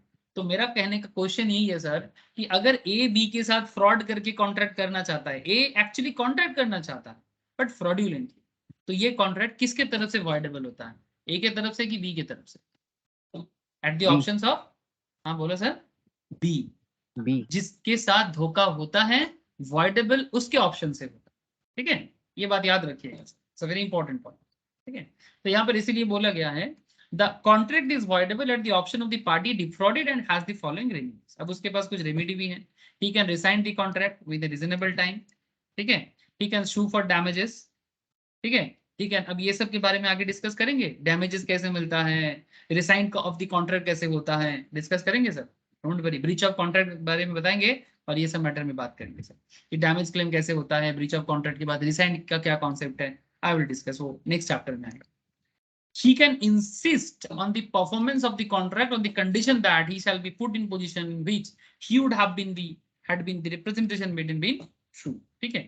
ये सब बात आपको थोड़ा याद रखना है कि अगर आपके साथ कोई धोखा करता है और उसके बाद आपके पास क्या रेमेडी है, आगे बताएंगे रेमेडी कैसे लिया जाता है, बट उससे पहले mere silence is not fraud का केस एक बार देख लो, Wards versus Hobbs. Case law याद रखिएगा सर, केस लॉ एक as a chartered, as a company secretary, as a cost accountant आपको केस लॉ का नॉलेज रखना चाहिए। एग्जाम में जब रिटन एग्जाम होता है तब आपको केस लॉ मेंशन करके लिखना चाहिए, और एमसीक्यू में केस लॉ याद रखने से किस केस में हुआ था उसका जवाब दे पाओगे। सो जितना हो सकता है जानो, तभी तो बन पाओगे, ठीक है। एच सोल्ड, अच्छा पहला बात तो ये है कि mayor silence is not fraud, ये क्या है, ध्यान से सुनना, mayor silence is not fraud, इसके ऊपर क्या बना था, it's a very important question sir, very very important. A party to the contract is under no obligation to disclose the whole truth of the other party to the other party. A party to the contract is under no obligation. Obligation का मतलब क्या होता है? Obligation का मतलब होता है, मतलब किसी को किसी मैटर पे बाउंड, मतलब एक ड्यूटी पालन करना है, आपको एक ड्यूटी निभाना है, बट आप बाध्य हो लीगली, ठीक है, तो वो एक्चुअली ऑब्लिगेशन होता है, ठीक है। जैसे अगर आप बैंक से लोन लेते हो तो आपको इंटरेस्ट पे करना होगा, लोन रीपे करना होगा, दिस इज योर ऑब्लिगेशंस, ठीक है, point to be noted sir. So a party to the contract is under no obligations to disclose the whole truth to the other party, इसको कहते हैं caveat emptor, point to be noted, it's a very important line sir, caveat emptor, that is let the purchaser be aware, let the purchaser be aware is the rule applicable to the contract, let the purchaser be aware, ठीक है, let the purchaser beware is the rule applicable to the contract, there is no duty to speak in such cases and silence does not amount to fraud. Similarly, there is no duty to disclose facts which are within the knowledge of both the parties. H sold to W some pigs, H W को कुछ pigs cell किया, ठीक है, which were to his knowledge suffering from fever. H को पता है कि वो फीवर में जा रहा है, मतलब उसका मतलब पिग्स को फीवर हुआ है। The pigs were sold with all faults, and H did not disclose the fact of fever to W. Here there was no fraud. Wood versus Hobbes, 1878 का लैंडमार्क जजमेंट। फीवर वाला सुअर बेच दिया, pigs को क्या बोलते हैं हम लोग, सुअर ही तो बोलते हैं, ठीक है, फीवर वाला पिग्स बेच दिया, लॉ कहता है कि इसमें कोई प्रॉब्लम नहीं, जो सुअर खरीदने गया है, मतलब जो पिग्स खरीदने गया है, ये उनका रिस्पॉन्सिबिलिटी है कि वो अपना सामान देख के खरीदे। স্যার हाँ बोलो सर। স্যার এটা যদি কোনো কাছের রিলেটিভের মধ্যে হতো তখন এটা ফ্রড হতো, মানে বাবা মেয়ে বা বাবা ছেলের মধ্যে যদি এই মানে हाँ एक्चुअली मैं बताता हूँ, मतलब basically duty of persons to speak, ठीक है, इसको हम लोग अटमोस्ट गुड फेथ का कॉन्सेप्ट बोलते हैं, ठीक है। कॉन्ट्रैक्ट, पहला बात है कि वो केस टू केस मैटर करता है, कोई नॉर्मली एक फिड्यूशियरी रिलेशनशिप में, क्लोज रिलेशनशिप में तो फैक्ट्स बताना पड़ता है जी, मतलब कुछ ऐसे रिलेशनशिप होता है सर जिसमें आपको सारा मैटर डिस्क्लोज करना पड़ता है, बट इस केस में डिस्क्लोज करने का जरूरत नहीं है बिकॉज ये एकदम क्लियर कट एक बिजनेस डील है। But there are some contract जिसमें आपको डिस्क्लोज करना चाहिए, वो फैक्ट टू फैक्ट डिपेंड करता है, ठीक है। अब सुअर बेचने का केस नॉर्मली मतलब अटमोस्ट गुड फेथ वाला कॉन्ट्रैक्ट में नहीं आता है, ठीक है, क्योंकि ये बिजनेस डील है, ये अटमोस्ट गुड फेथ वाला कॉन्ट्रैक्ट नहीं है। अटमोस्ट गुड फेथ वाला कॉन्ट्रैक्ट जो होता है जिसमें आप जैसे जैसे आपको कुछ देर पहले बताया कि अगर रिलेशनशिप काफी क्लोज है, गुड फेथ का है कि भाई वो मुझे चीट नहीं कर सकता। गुड फेथ क्या होता है, एक टीचर एक स्टूडेंट को चीट नहीं कर सकता, एक डॉक्टर एक पेशेंट को चीट नहीं कर सकता, है ना। गुड फेथ वाला कॉन्सेप्ट है, ठीक है। यहाँ पर सारा इंफॉर्मेशन बताना चाहिए। आप सोचो ना, अब यहाँ पर बाप बेटा कॉन्सेप्ट को थोड़ा साइड करो। एक डॉक्टर एक पेशेंट्स का ऑपरेशन करना चाहता है तो उसको सारा मैटर डिस्क्लोज नहीं करता, क्या वो ऐसा कर सकता है? कि ऑपरेशन करने में क्या होगा नहीं होगा इसका पूरा जानकारी वो अपने पेशेंट्स को देगा, यस और नो? देवे। है ना। तो अब समझ में आ रहा है ना सर, अटमोस्ट गुड फेथ में क्या होता है। तो ऐसे केसेस में आपको इन्फॉर्मेशन बोलना पड़ेगा। बट ये देखो, ये जो पिग्स वाला केस है इसमें जरूरी नहीं है। मतलब आप सोचो कि एक पेशेंट्स को भी हम लोग बोलेंगे, एक पेशेंट्स जो अपना ट्रीटमेंट कराने डॉक्टर के पास गया है, क्या हम ऐसे बोल सकते हैं कि let the patients be aware, क्योंकि हम तो ट्रीटमेंट लेने आए हैं, ट्रीटमेंट परचेज करने आए हैं। ऐसे ऐसे नहीं कहते, वो सर्विस सेक्टर से। एक पेशेंट कभी भी डॉक्टर के पास ट्रीटमेंट परचेज करने नहीं जाता, that is not a business exactly. एक स्टूडेंट कभी एक टीचर के पास कोर्स परचेज करने नहीं आता है सर, वो सीखने आता है, उसका फीस भरता है। That's a different part. हर चीज का देखो, पैसा का बहुत नाम होता है, और ये नाम इसलिए है क्योंकि उसका कैरेक्टर चेंज हो जाता है। कई बार हम लोग गलती कर बैठते हैं सर, हम लोग हर चीज को ना बिजनेस समझ लेते हैं। एवरीथिंग इज नॉट बिजनेस, हर चीज डील जैसा नहीं होना चाहिए। कई बार मैं कुछ स्टूडेंट्स देखा ऐसा बात करते हुए कि मैं आपको पैसा देता हूं तो मैं कुछ भी करवाऊंगा, मतलब कभी भी बोल सकता हूँ, कुछ भी बोल सकता हूँ। नहीं, आप पैसा किस कारण से दे रहे हो मुझे? एक सिंपल एग्जांपल दे रहा हूं, मैं आप लोगों को नहीं बता रहा हूं। कुछ लोगों का ऐसा मानना है जिसका नॉलेज लेवल काफी लैग है और बेसिक मोरल भूल जाते हैं। आप एक डॉक्टर को कभी ऐसा नहीं बोल सकते, डॉक्टर भी इस तरह से ट्रीटमेंट नहीं कर सकता, टीचर भी वैसे ट्रीटमेंट नहीं कर सकता। अब कोई बोलेगा सर मोरल अगर टीचर ही भूल गया तो हाँ ऑब्वियसली, तभी तो प्रॉब्लम है सोसाइटी में। डॉक्टर अपना मोरल भूल जाता है, टीचर अपना मोरल भूल जाते हैं, तो मोरालिटी इश्यूज हैं, ठीक है, तभी जाके गलत चीज होते हैं सोसाइटी में। वो बिजनेस का जगह नहीं है। हाँ ऑब्वियसली, अगर मानो कि एक कोई अपोलो में जा रहे हैं, कोई बोलते हैं सर अपोलो तो बहुत बिजनेस करता है, डिफरेंट पार्ट ऑफ फैसिलिटीज भी बहुत देता है, उसी का दाम लेता है। प्रॉब्लम एक्चुअली ये है सर, एपोलो गलत नहीं है। एपोलो में एक दिन, एपोलो हॉस्पिटल का बात कर रहा हूँ, कोलकाता में कोई भी बड़ा hospital, not just Apollo, Apollo का नाम ही क्यों करे, एपोलो, वुडलैंड, चार्नोक, बहुत सारे रिच हॉस्पिटल्स हैं यहाँ पर एक दिन एडमिशन लेने में ही 1 लाख का बिल आ जाता है, इस तरह का। तो कोई बोलता है कि बहुत हाई चार्ज कर रहा है। क्वेश्चन इज दैट ये गलती चार्नोक का है कि एपोलो का है कि एक्चुअली ये सिस्टम का है? सर ये देखना होगा, एक मिडिल क्लास फैमिली जिनके पॉकेट में एक दिन का 1 लाख पिंच करेगा, जिनका फैमिली इनकम मंथली 50,000 का है, उनका अगर एक दिन का बिल 1 लाख आ जाए तो उसको तो दिक्कत होगा। अब अगर उनको कभी आवाज कर उठाना है ना मिडिल क्लास को, तो आवाज चार्नोक या एपोलो के अगेंस्ट में नहीं, आवाज गवर्नमेंट के अगेंस्ट में उठाना चाहिए कि गवर्नमेंट हमें ऐसा हॉस्पिटल फैसिलिटीज आप क्यों नहीं देते जहां पर सेम फैसिलिटीज एक मिडिल क्लास फैसिलिटी में मतलब सारा चीज मिलेगा। अब 5 स्टार फैसिलिटी में हम एडमिशन लेना चाहते हैं और फिर सोचते हैं कि हमें चार्ज कम लिया जाए। नहीं सर, ये तो नहीं हो सकता। फैसिलिटीज हमें 5 स्टार वाला मिलेगा और चार्ज मैं मिडिल क्लास वाला सोचूंगा, ये प्रॉब्लम है। तो प्रॉब्लम एक्चुअली हमारे देश में ये प्रॉब्लम है सर कि कुछ मतलब पॉलिटिशियंस लोग रिच लोगों के साथ टाई अप कर दिया गलत तरह का, और मिडिल क्लास को चूस रहा है, और मिडिल क्लास इस बात को समझ ही नहीं पा रहे। समझ पा रहे तो क्या करना चाहिए, सत्ता बदल दो। मिडिल क्लास स्कूल खत्म हो जा रहा है, मिडिल क्लास लोगों के लिए जो स्कूल है, स्कूल का दिन ब दिन डिटोरिएट हो रहा है। मिडिल क्लास लोगों के लिए जो हॉस्पिटल्स है उसका सर्विस दिन ब दिन डिटोरिएट हो रहा है। क्यों? ताकि बड़े लोगों का चले और बड़े लोगों का इनकम से पॉलिटिशियंस का चले। ये बेसिकली फ्रॉड है, फ्रॉड है सर।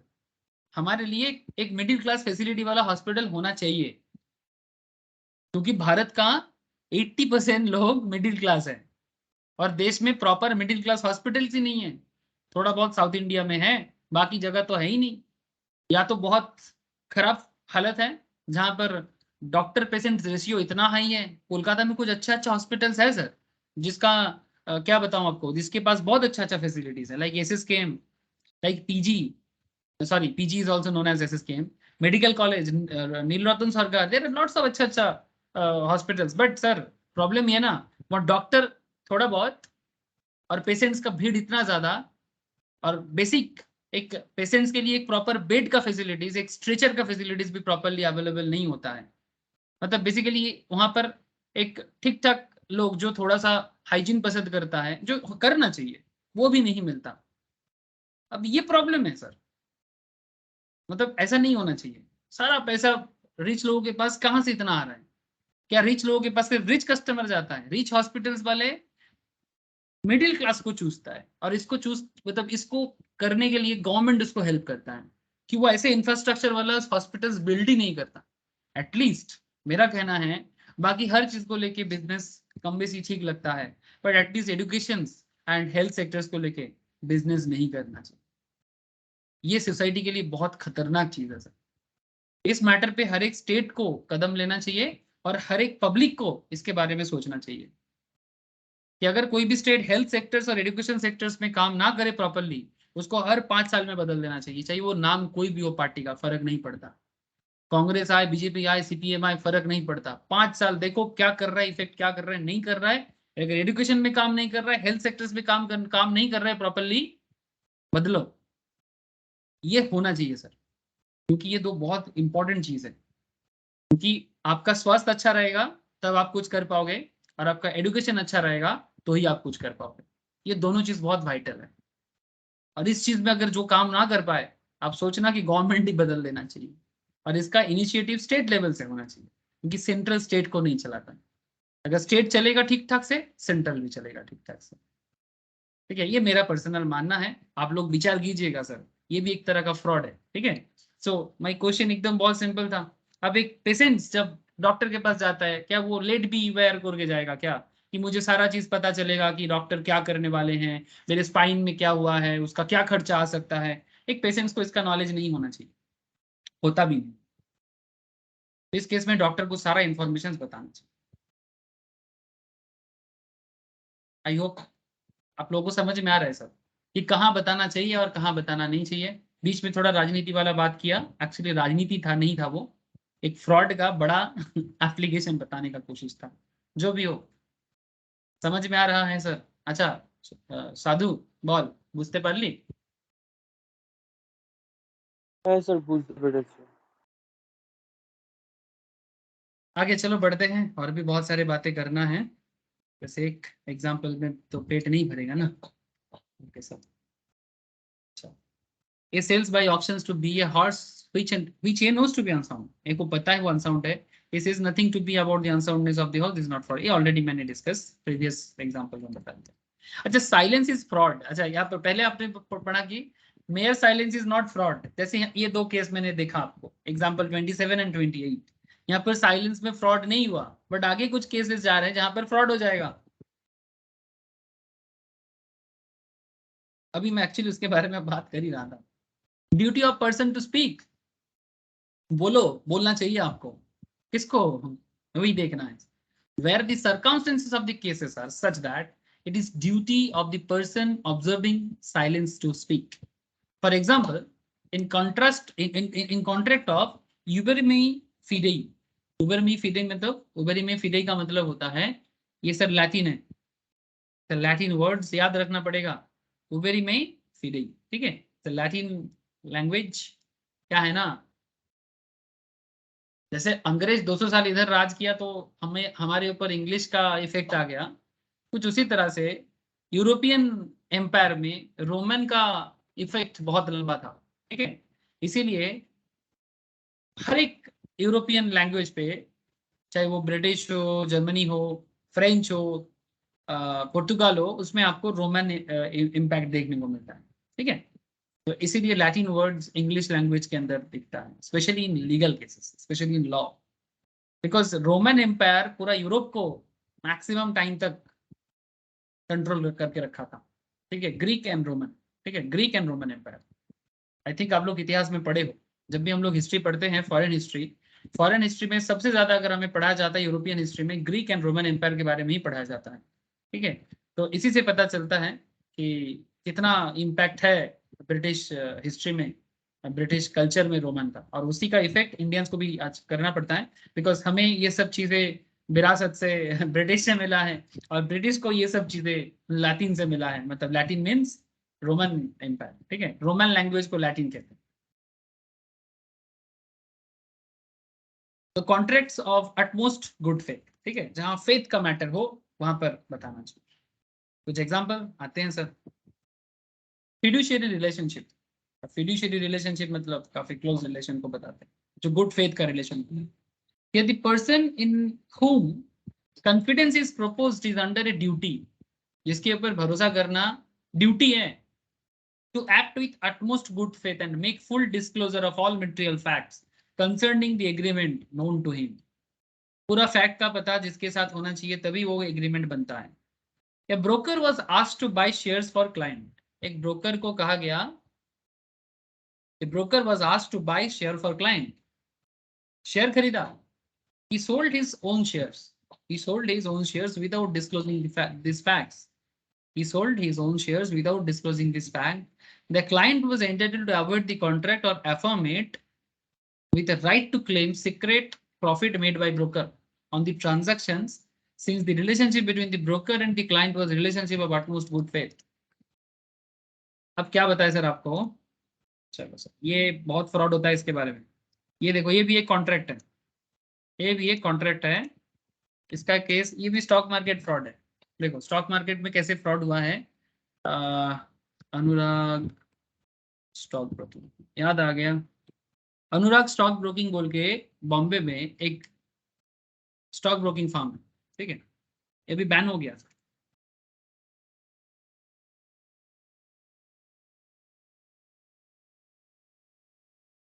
पुराना केस है, देखता हूँ मिलेगा कि नहीं, बहुत पुराना न्यूज़ है सर, अगर मिल जाए तो बता देता हूँ। FIR filed against Anurag Stock Broking, तेजी मंडी, NSE and its top executive, Edelweiss and CDSL। क्या हुआ था? The police in Telangana has finally registered first information report FIR against Anurag Stock Broking Private Limited, one of the 30 brokers of the National Stock Exchange that have defaulted or been expelled since May 2019। 2019 के बाद 30 stock broking firm को national stock exchange ने निकाल दिया sir, stock market broking से। ठीक है, investors have lost over 1200 crore in Anurag stock broking, 1200 crore का कुल मिला के फ्रॉड हुआ है सर।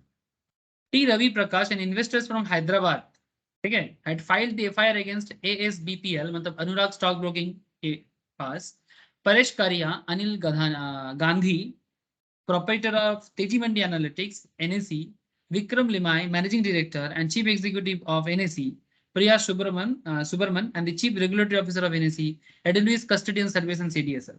इन लोगों ने क्लेम किया, क्या हुआ क्या था, 1200 करोड़ का फ्रॉड हुआ था। अब ये फ्रॉड में क्या हुआ था, मैं थोड़ा सा आपको याद दिलाना चाहता हूँ। ये बहुत बड़ा केस था, कोई छोटा मोटा मैटर नहीं है। मैं बस आपको डिटेल्स में बोलूंगा तो आप लोग पागल हो जाओगे। ये एक्चुअली एक इकोनॉमिक ऑफेंस है, क्लाइंट के पैसे से ट्रेड कर रहा है, क्लाइंट को ही नहीं पता। ये करना कितना बड़ा दोष है क्या बताए आपको।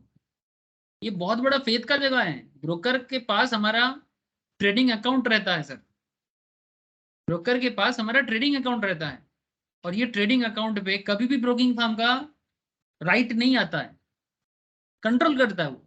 इसका मतलब ये नहीं कि बिना क्लाइंट को पूछे अब क्लाइंट के पैसे को कुछ भी करो, इसके अगेंस्ट में लॉ है। बट फ्रॉड, लोगों को लगता है ना सब कुछ एकदम सेटिंग है, पॉलिटिशियंस भी खरीदा हुआ है। अरे भाई कभी ना कभी तो सही पॉलिटिक्स आएगा, कुछ तो होगा, कभी तो कोई तो आएगा सर देश में जो एटलीस्ट इतने बड़े मतलब इतना सारा फ्रॉड स्टार में से कुछ लोगों को कम से कम अंदर करेगा। रिसेंटली हुआ है। 2013 से लेकर 16 का जो सेबी का चेयरमैन था चित्र रामाकृष्णन जेल में है अभी। ठीक है, आप लोगों को मैं चंदा कोचर जी के बारे में बताया, आईसीआईसीआई का फ्रॉड के बारे में बताया, है ना। कॉस्ट अकाउंटेंट है बाय डिग्री। चंदा कोचर जी के बारे में बता रहा है, मैं कुछ ही लॉ के क्लास में बताया था। नॉलेजेबल लोग फ्रॉड ना करे सर, नॉलेजेबल लोगों को फ्रॉड करना शोभा नहीं देता। प्रॉब्लम यही है ना सर, ये लोग फ्रॉड कर रहे, जेल में अभी चंदा कोचर जी जेल में, आईसीआईसीआई के चेयरमैन थे। चित्र रामाकृष्णन जी जेल में है, और भी बहुत सारा फ्रॉड हुआ है। मैं बस रिसेंट कुछ आपको एग्जांपल दे रहा हूँ। रामालिंगम राजू का case, there are lots of. Nirav Modi अभी फरार है, वो भी आ जाएगा। विजय माल्या फॉरेन में बैठा हुआ है, उसको भी पकड़ लेना जरूरी है सर। आज नहीं तो कल तो आएगा ही सर। ठीक है, वो कितना दिन छुप के बैठेगा, आज नहीं तो कल तो कैसे भी करके आएगा। इधर उधर घूम रहे, इंटरनेशनल कोऑपरेशन से एक प्रॉब्लम कर रहा है आई थिंक, या फिर कोई बोलेगा सेटिंग है, बट जो भी हो, बट उनका सारा केस चल रहा है सर। अब देखते हैं कि क्या विजय माल्या, नीरव मोदी जैसा ये सब फ्रॉडस्टर को सजा मिलता है कि नहीं। ठीक है, बट मेरा विश्वास है मिलेगा। अब आप देखो यहाँ पर, ये जिस तरह से यहाँ पर आम आदमी का पैसा, साधारण लोगों का पैसा, ठीक है, ये देखो क्या किया है। 9 February 2022 claims that the entities with a common intention deceived and caused wrongful loss 1.87 crore to Mr. Ravi Prakash and his wife. ठीक है, नहीं कर सकते सर। लोकसभा में केस हुआ था। Responding to the Lok Sabha MP, SEBI says a prosecution's case against ASBPL, its directors Paresh Mulji-Karia and Sadhana Paresh Karia and Om Sri Sai Investment has been filed in the SEBI Special Court, Mumbai. The order enforcement proceedings initiated by SEBI against ASBPL and related entities are the progress and yet to be concluded. Recently उसके ऊपर base करके कुछ recent SEBI में changes भी आ गया। आजकल तो sir trading account में, किसी का स्टॉक मार्केट ट्रेडिंग में अगर पैसा कुछ दिनों तक इनएक्टिव रह जाता है ना, तो सेबी का न्यू रूल्स है, पैसा वहां पर रहेगा ही नहीं, वो ऑटोमेटिकली बैंक अकाउंट में चला जाएगा। ठीक है, काफी सारा चेंजेस आ गया, ये फ्रॉड स्टार के कारण रूल्स में भी चेंजेस आ गया। क्योंकि जब तक मार्केट ट्रांसपेरेंट नहीं होगा, आम आदमी कभी भी मार्केट में नहीं आएगा, और वो हो चुका है और हो रहा है, दिन में दिन हो रहा है। एक शॉर्ट, इसी को बोलते हैं सर कॉर्पोरेट गवर्नेंस। ठीक है, जो एक कंपनी सेक्रेटरी का काम होता है कंपनी लेवल में देखे, ठीक है, वैसा ही एक गवर्नमेंट का काम होता है गवर्नेंस को देखना। ठीक है, कि कम से कम मतलब हर चीज में ट्रांसपेरेंसी रहे। जैसे हमारे वेस्ट बंगाल में स्टेट गवर्नमेंट के पॉलिटिक्स में आप लोग अगर देखोगे, यहाँ पर मैं क्या बताऊं आपको, गवर्नेंस के नाम पे तो कुछ है ही नहीं। ठीक है, पॉलिटिक्स में पॉलिटिशियंस लोग आके अलग अलग जगह में बड़ा बड़ा सभा कर रहे हैं, बड़े बड़े फिल्म स्टार लोग, एडुकेटेड लोग उसको सपोर्ट कर रहे हैं। आप एक चीज सिंपल दिमाग से सोचो सर, कि एक गवर्नमेंट का काम क्या है। जैसे मैं आपको क्या बोला, एक कंपनी सेक्रेटरी का काम होता है कॉर्पोरेट गवर्नेंस मेंटेन करना। ठीक है, एक गवर्नमेंट का काम होता है, चाहे वो सेंट्रल गवर्नमेंट हो चाहे वो स्टेट गवर्नमेंट हो, गवर्नेंस को देखना सब कुछ ठीक ठाक हो रहा है कि नहीं, जो भी काम हर जगह में दिया गया है वो प्रॉपरली हो रहा है कि नहीं। अब इतना बड़ा स्कैंडल हो गया, ये जो एडुकेशन को लेके इतना सारा ब्राइब का खेल आप लोग देख ही रहे हो सर, मैं नाम और क्या लूं। हाँ, इतना सारा पैसा का जो मिसरिप्रेजेंटेशन चल रहा है, जिस तरह से धोखाबाजी चल रहा है। अब कोई बोलेगा कि जो हेड ऑफ द पार्टी है या जो स्टेट का हेड है उनको कुछ नहीं पता, ये बहुत बोका बात हो जाता है सर, ये बहुत मतलब सिली बात हो जाता है। गवर्नमेंट का काम ही होता है गवर्नेंस देखना, मतलब अब गवर्नेंस में ही फेलियर हो और आप बोल रहे हो कि हमें इससे कोई लेना देना नहीं है, गलत बात सर। पब्लिक को इतना अंदाजा होना चाहिए। अगर पब्लिक इसमें इसके बाद भी बोलते कि नहीं हमें कुछ अंदाजा नहीं है, इसका मतलब आप सोचो कि पब्लिक कितना करप्टेड है। मतलब इतना सारा चीज गवर्नमेंट सुप्रीमो में ये पता नहीं है कि भाई इतना सारा करप्शन चल रहा है, फिर भी लोग बोलेगा नहीं नहीं सुप्रीमो को नहीं पता। सब पता है सर, सब कुछ पता होता है। कम से कम देखो सर, इतना बड़ा देश है, इतना सारा पॉपुलेशन है, थोड़ा बहुत प्रॉब्लम रहेगा, लेकिन प्रॉब्लम ना कभी इस लेवल पे नहीं आना चाहिए जिस लेवल पे धीरे धीरे जा रहा है। मतलब लिमिट क्रॉस कर रहा है, लिमिट क्रॉस कर रहा है, मतलब स्कैंडल का लिमिट क्रॉस कर रहा है। जैसे अगर देखो स्टॉक ब्रोकिंग फार्म अगर इस तरह का, मतलब जिस तरह से मैं आपको दिखाया अभी इसका अनुराग स्टॉक ब्रोकिंग का, ठीक है, ऐसे कार्वी ने भी किया था। कार्वी ने क्या किया था, कार्वी स्टॉक ब्रोकिंग, मतलब one of the biggest stock broking firm in India. ठीक है, काफी दिनों तक बिगेस्ट था। उसने क्या किया था, पब्लिक का स्टॉक मार्केट में जितना उसका क्लाइंट है उसको मॉर्गेज करके लोन लेके इंफ्रास्ट्रक्चर बिजनेस में लगा दिया, गेमिंग बिजनेस में लगा दिया, हैदराबाद बेस्ड कंपनी का। नहीं कर सकते। क्लाइंट का अकाउंट आपका एसेट नहीं है। ये ब्रोकिंग फर्म चलता अलग लेवल में है। बैन कर दिया, कार्बी बैन टोटल। किसी का पैसा नहीं मारा गया सर, सबको पैसा मिल गया। इतना ट्रांसपेरेंसी आ चुका है, इतना ट्रांसपेरेंसी आ चुका है, तभी तो स्टॉक मार्केट में यूथ भर भर के आ रहा है सर। हाँ, अभी प्रॉब्लम जो है प्रॉपर नॉलेज चाहिए, नॉलेज का थोड़ा लैग है सर, बट मार्केट बदल रहा है सर। इसीलिए तो ग्रो, जीरोधा जैसे कंपनी, अपस्टॉक जैसे कंपनी इतना पॉपुलर हुआ है। और होगा, क्यों होगा? ट्रांसपेरेंसी बढ़ रहा है। जहां ट्रांसपेरेंसी होगा वहां पैसा होगा। आज स्टेट गवर्नमेंट की हालत खराब क्यों है? ट्रांसपेरेंसी नहीं, बिजनेसमैन आना नहीं चाहता, करप्शन से। ट्रांसपेरेंट हो जाए सब आएगा। क्योंकि एक चीज देखना सर, जो ऑनेस्ट बिजनेसमैन होता है ना, बिजनेसमैन ऑनेस्ट ही होता है, बिजनेसमैन ऑनेस्ट ही होता है। बिजनेसमैन को मतलब थोड़ा बहुत देखो, बिजनेस में थोड़ा बहुत इधर उधर करना वो अलग चीज होता है, प्रॉफिट के लिए थोड़ा सा adjustment, that's different thing. But businessman corruption में पड़ जाता है ना, आम लोकल लोगों के लिए। ये जो पॉलिटिकल, क्या बोले सर उसको, गुंडागर्दी है ना, हमें देख लो, उसे देख लो, उसे देख लो, उनको काम ही करने नहीं देता। सबको ये अगर ठीक ठाक चलेगा ना, बिजनेसमैन भी अपना रूल्स रेगुलेशंस फॉलो करेगा। ठीक है, तो बोलने के लिए बहुत कुछ, बट मेन पॉइंट वही है सर, कॉर्पोरेट गवर्नेंस, जो एक कंपनी सेक्रेटरी का काम होता है, इक्वली गवर्नमेंट का काम होता है गवर्नेंस को मेंटेन करना। सो आई होप यू अंडरस्टैंड कि जहाँ रिलेशनशिप बहुत क्लोज है, ठीक है, जैसे ब्रोकर का कहानी, आई होप क्लियर है सर। ब्रोकर कभी भी क्लाइंट का पैसा इस तरह से मिसयूज नहीं कर सकता। क्यों? ब्रोकर जो कुछ भी करेगा सब बताएगा सर, क्लाइंट का पैसा है, आप इस तरह से मिसयूज नहीं कर सकते।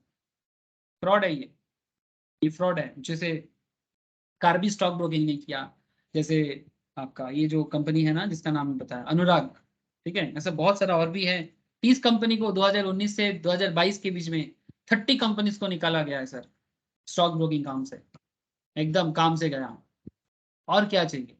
अच्छा तो हो रहा है, होना और होना चाहिए। और क्या चाहिए मतलब? और बहुत कुछ चाहिए। हम लोगों को बस एक ही चीज चाहिए, गवर्नेंस प्रॉपरली। एक कंपनी सेक्रेटरी कंपनी में जाके करप्शन को रोके, एक गवर्नमेंट अपने स्टेट में, अपने सेंट्रल लेवल में अपना मतलब ट्रांसपेरेंसी को बढ़ाए। बस इतना कर दे, आधा देश ठीक हो जाएगा सर। कोई प्रोजेक्ट नहीं चाहिए, जॉब भी नहीं चाहिए, जॉब भी आ जाएगा। समझ रहे हो सर? जिसको जितना है ना सब मिल जाएगा, बस ट्रांसपेरेंट हो जाए। ये केस बना था, पुराना केस जो था, रिगियर वर्सेस कैम्बल स्टुअर्ट, ठीक है, ये केस बना। Contract of insurance, in contract of marine, fire, life, there is an implied condition that full disclosure of material fact. Insurance agent आपके घर में आता है, आपसे प्रीमियम लेके जाता है, लेकिन आपको पता ही नहीं चलता कि इंश्योरेंस में आप जो साइन किए हो पेपर में, उसमें क्या लिखा है। बहुत केस में होता है सर, इंश्योरेंस का बहुत सारा केस पेंडिंग है। कुछ लोगों ने फ्रॉड किया है, कुछ इंश्योरेंस एजेंट ने, ठीक है, कुछ इंश्योरेंस कंपनी ने। इंश्योरेंस करवा दिया, प्रीमियम लेता गया, और जब टाइम आया तो प्रीमियम रिडीम नहीं कर रहा है, मतलब क्लेम जो है, इंश्योरेंस क्लेम जो है वो क्लेम नहीं दे रहा है। पता है आप लोगों को ऐसा केसेस? हाँ सर, बोलो सर, आप लोगों को समझ में आ रहा है सारा बात? थोड़ा रिस्पॉन्स कीजिएगा, कनेक्टेड हो कि नहीं थोड़ा बताइएगा। हेलो? Yes sir. ठीक है, तो इंश्योरेंस के केस में बताना चाहिए, उसमें आप छुपा नहीं सकते। कॉन्ट्रैक्ट ऑफ मैरिज, मैरिज के बारे में मैं शुरू में ही बात कर रहा था, हाजी आमिद वर्सेस अब्दुल गस्सी के केस में से हुआ था। Every material fact must be disclosed by the parties to contract of marriage. शादी हो रहा है तो हर बात बताना चाहिए, ब्राइड के बारे में, ग्रूम के बारे में, छुपाना नहीं है। ये तो पर्सनल मैटर भी है ना, छुपा तो बिल्कुल नहीं सकते। और ये एकदम अटमोस्ट गुड फेथ वाला कॉन्ट्रैक्ट है, utmost good faith. Utmost good faith का लैटिन याद रखिएगा सर, उबरे में ही फिडे, ठीक है, मतलब एकदम अटमोस्ट गुड फेथ वाला। इसमें कुछ छुपाना गुनाह है, फ्रॉड है। पहले तो आप फ्रॉड के केस में फंसोगे, उसके बाद आईपीसी लग जाएगा, ठीक है, पेनल कोड लग जाएगा, ठीक है, पेनल कोड लगने के बाद फिर सजा काटो, ठीक है। कॉन्ट्रैक्ट ऑफ फैमिली सेटलमेंट, जब फैमिली सेटलमेंट होता है, this contractor also require full disclosure of material facts with in knowledge of the party. जो कोई भी फैमिली सेटलमेंट में भागीदार है, जो कोई भी फैमिली मेंबर्स है, हर किसी को हर एक बात का नॉलेज होना चाहिए। कोई किसी से कोई भी बात छुपा नहीं सकता, याद रखें सब। Share allotment contracts, person issuing prospectus at the time of public issue. जब कोई कंपनी अपना शेयर मार्केट में स्टॉक लाता है, शेयर लाता है, जैसे एवरी डे कोई ना कोई कंपनी मार्केट में आ रहा है सर। ये देखो, मैं actually recently company law class में एडवांस डिस्कशंस में इसके बारे में ही बात कर रहा हूँ, जिन लोगों का कंपनी लॉ का एडवांस डिस्कशन चालू हुआ है।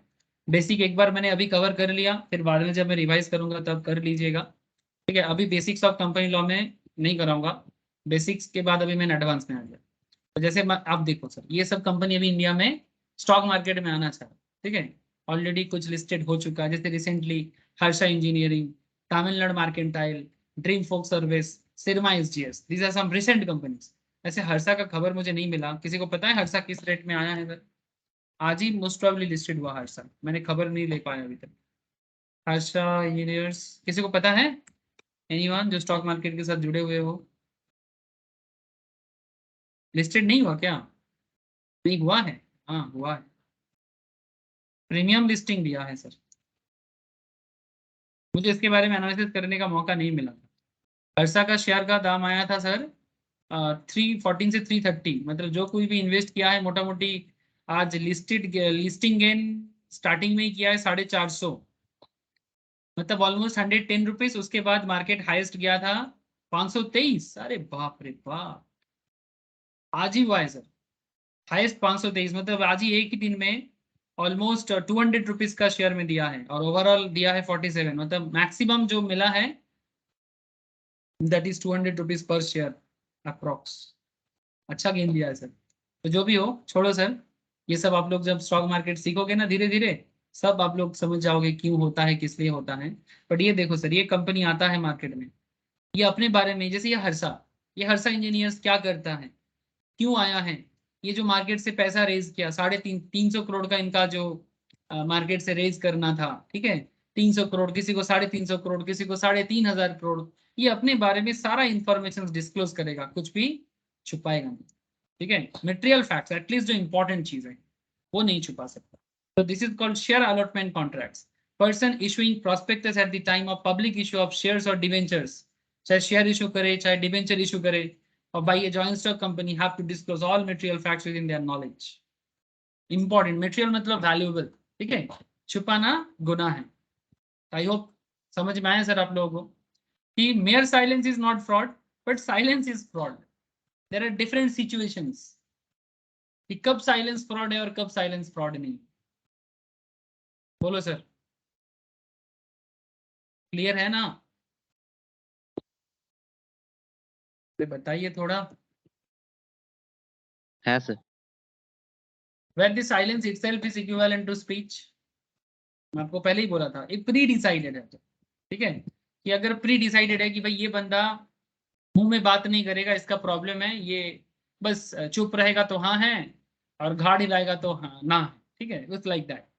A says to B, if you do not deny it, I shall assume that the horse is sound. A says nothing, his silence amount to speech. No problem with that. In case of fraudulent silence, contracts are not avoidable if the party whose consent was so obtained had the means of discovering the truth with ordinary diligence. ठीक है, ये मतलब बात को समझे sir. In case of fraudulent silence, अगर कोई silence में फ्रॉड हो रहा है, कॉन्ट्रैक्ट वॉइडेबल नहीं होता। If the party whose consent was so obtain, जिसका कंसेंट मतलब ओपिनियन लिया गया है, had the means of discovering the truth with ordinary diligence, मतलब नॉर्मल तरीके से उस ट्रूथ को डिस्कवर करने का काम किया जाएगा, जो बेसिकली सेक्शन से 19 का एक एक्सेप्शन है, ठीक है। मतलब बेसिकली इसी पॉइंट में है, मतलब जो इक्विवेलेंट टू स्पीच का कॉन्सेप्ट है, ठीक है। मतलब अगर फ्रॉडुलेंट हो रहा है साइलेंस के थ्रू से, in case of a fraudulent silence, contracts are not voidable. इसको ऑर्डिनरी मतलब नॉर्मल कोर्ट में जाने का नॉर्मल ऑर्डिनरी डिलीजेंस में इसको ट्रीट किया जाएगा। एडवांस पार्ट में धीरे धीरे इसका डिस्कशन और करते हैं सर। एक पॉइंट आता है सर मिस रिप्रेजेंटेशन, सेक्शन 18, इसमें थोड़ा ध्यान दीजिए।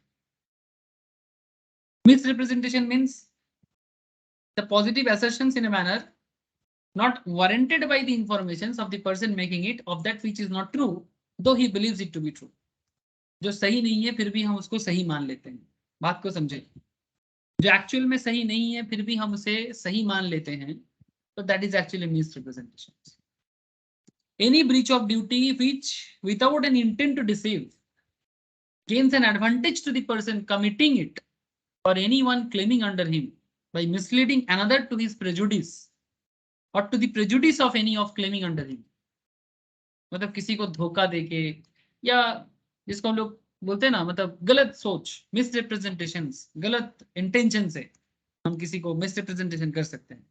Causing, however, innocently a party to an agreement to make a mistake or as to the substance of the thing which is subject to the agreement. इसको थोड़ा analysis करने से clear हो जाएगा सर. सेक्शन 18 का कुछ एग्जांपल देखो. 3 concept है इसमें, ध्यान से सुनना. Statement of fact which of false would constitute misrepresentation if the maker believes it to be true but which is not justified by the information he possesses. वो समझेगा कि वो ट्रू है but which is not justified by the information he possesses. When there is a breach of duty by a person, मतलब वो duty को ही तोड़ देता है without any intention to deceive which brings an advantage to him. ठीक है. अब और क्या कॉन्सेप्ट है? When a party causes even though done innocently, मतलब जानबूझ के नहीं किया है. इनोसेंट मतलब नहीं था, मतलब हमारा वो मतलब नहीं था, गलती से हो गया, गलती से गलती की. ठीक है. गाना है ना हिंदी में, गलती से गलती की. The other party to agreement to make mistakes as to subject matter. Example देखो, क्लियर हो जाए ये तीनों point. A makes a positive statement to B. A B को पॉजिटिव स्टेटमेंट कर रहा है that she will be made the director of the company. A B को पॉजिटिवली स्टेटमेंट दे रहा है कि C will be made the director of the company. A makes the statement of information derived not directly from C but from M. A makes the statement on information derived not directly from C but from M. B applies for share on the faith of the statement. इसी बात पे B ने share के लिए apply कर दिया कि भाई कंपनी का डायरेक्टर ये बदले होगा तो मैं कंपनी का शेयर रखूं. Which turns out to be false, लेकिन एक्चुअली बाद में C डायरेक्टर नहीं हुआ. The statement amounts to misrepresentation because the information received second hand did not warrant A to make the positive statement to B. ये एक misrepresentation है, obviously misrepresentation है. The statement amounts to misrepresentation, जिसको वो सही सोचा था वो एक्चुअली सही नहीं था. Because the information received second hand, ये information डायरेक्टली नहीं आया, C से डायरेक्टली पता नहीं चला, M से पता चला था. Did not warrant A to make the positive statement to B. इसका कोई वारंटी नहीं है कि A B को पॉजिटिव स्टेटमेंट दे रहा है. तो ये मिसरिप्रेजेंटेशन है. B को लग रहा है कि वो सही सुन रहा है लेकिन एक्चुअल में ये कुछ मिस्टेक्स है, मतलब मिसरिप्रेजेंटेशन है. और उसके ऊपर बेस करके उसने कंपनी का शेयर खरीद लिया. डायरेक्टली नहीं सुना, सेकेंड हैंड इंफॉर्मेशन है. ये बेसिकली इस बात को कहना चाहता है सर. ये point 1. Statement of fact which of false would constitute misrepresentation if the maker believes it to be true. जो बना रहे वो सोच रहे कि वो सही है but which is not justified by the information he possesses. ठीक है. तो ये misrepresentation का पहला पार्ट है. सेकंड पार्ट क्या बताता है? When there is a breach of duty by a person without any intention to deceive which brings an advantage to him. He believed the engine of his motorcycle to be in excellent conditions. मतलब आपको लग रहा है कि आपका motorcycle का engine बड़ा ही excellent conditions में है. ये without getting it checked in a workshop, garage में आपने दिखाया नहीं उसको, आप बी को बता रहे हो the motorcycle was in excellent conditions. On this statement be bought the motorcycle, और आपके इस कहने पे बी ने मोटरसाइकिल खरीद लिया जिसका इंजन एक्चुअली डिफेक्टिव था. Here a statement is misrepresentation as the statement turns out to be false. ये स्टेटमेंट एक फॉल्स स्टेटमेंट हो गया क्योंकि ये मिसरिप्रेजेंटेशन से. उसने बोला, चेक नहीं करवाया था, अपने मन से बोला था कि मेरा मोटरसाइकिल सही कंडीशंस पे है और उसने बिलीव करके ले लिया, लेकिन ये misrepresentation. A while selling his mare to B tells him that the mare is thoroughly sound. A genuinely believes the mare to be sound although he has no sufficient ground for the belief. Later on, B finds the mare to be unsound. The representation made by E is a misrepresentation. मतलब जैसे घोड़ा के case में हुआ था, ये miss representation है। घोड़ा का केस में मिस रिप्रेजेंटेशन का केस बन जाएगा। ए बाई एन आर्टिकल, तो सामान हमने खरीदा, हमने ये सोच के खरीदा that it is worth 1000 rupees, लेकिन एक्चुअल में वो 500 है, तो there has been no mis representation on the part of the seller. लेकिन इसमें सेलर की तरफ से कोई मिस रिप्रेजेंटेशन नहीं है, द कॉन्ट्रैक्ट इज वैलिड। 1000 का चीज आप 500 में खरीद के लाते हो, या सॉरी 500 का चीज आप 1000 में खरीद के लाते हो, इसमें कोई मिस, मतलब ये कोई मिस रिप्रेजेंटेशन नहीं है, ये आपका प्रॉब्लम है। ये कॉन्ट्रैक्ट वैलिड है सेलर की तरफ से, ये कोई मिस रिप्रेजेंटेशन नहीं है, ये आपका गलती है कि आपको पता नहीं है। लेकिन हाँ, किसी को गोल्ड के नाम पे गोल्ड का सिटी गोल्ड बेच देना, नो डाउट मिस रिप्रेजेंटेशन के साथ साथ फ्रॉड भी हो जाएगा, ये अनदर केस बन जाएगा सर। मतलब आप बोलते हो कि सिटी गोल्ड बेच के आप किसी से गोल्ड का पैसा ले रहे हो, ठीक है, that is totally miss representation, वो भी फ्रॉड के साथ, ठीक है, जानबूझ के। तो ये थोड़ा बहुत अंतर देखना। जैसे ये केस मेरे साथ हुआ था, मैंने कॉलेज डेज का याद आ रहा है मुझे।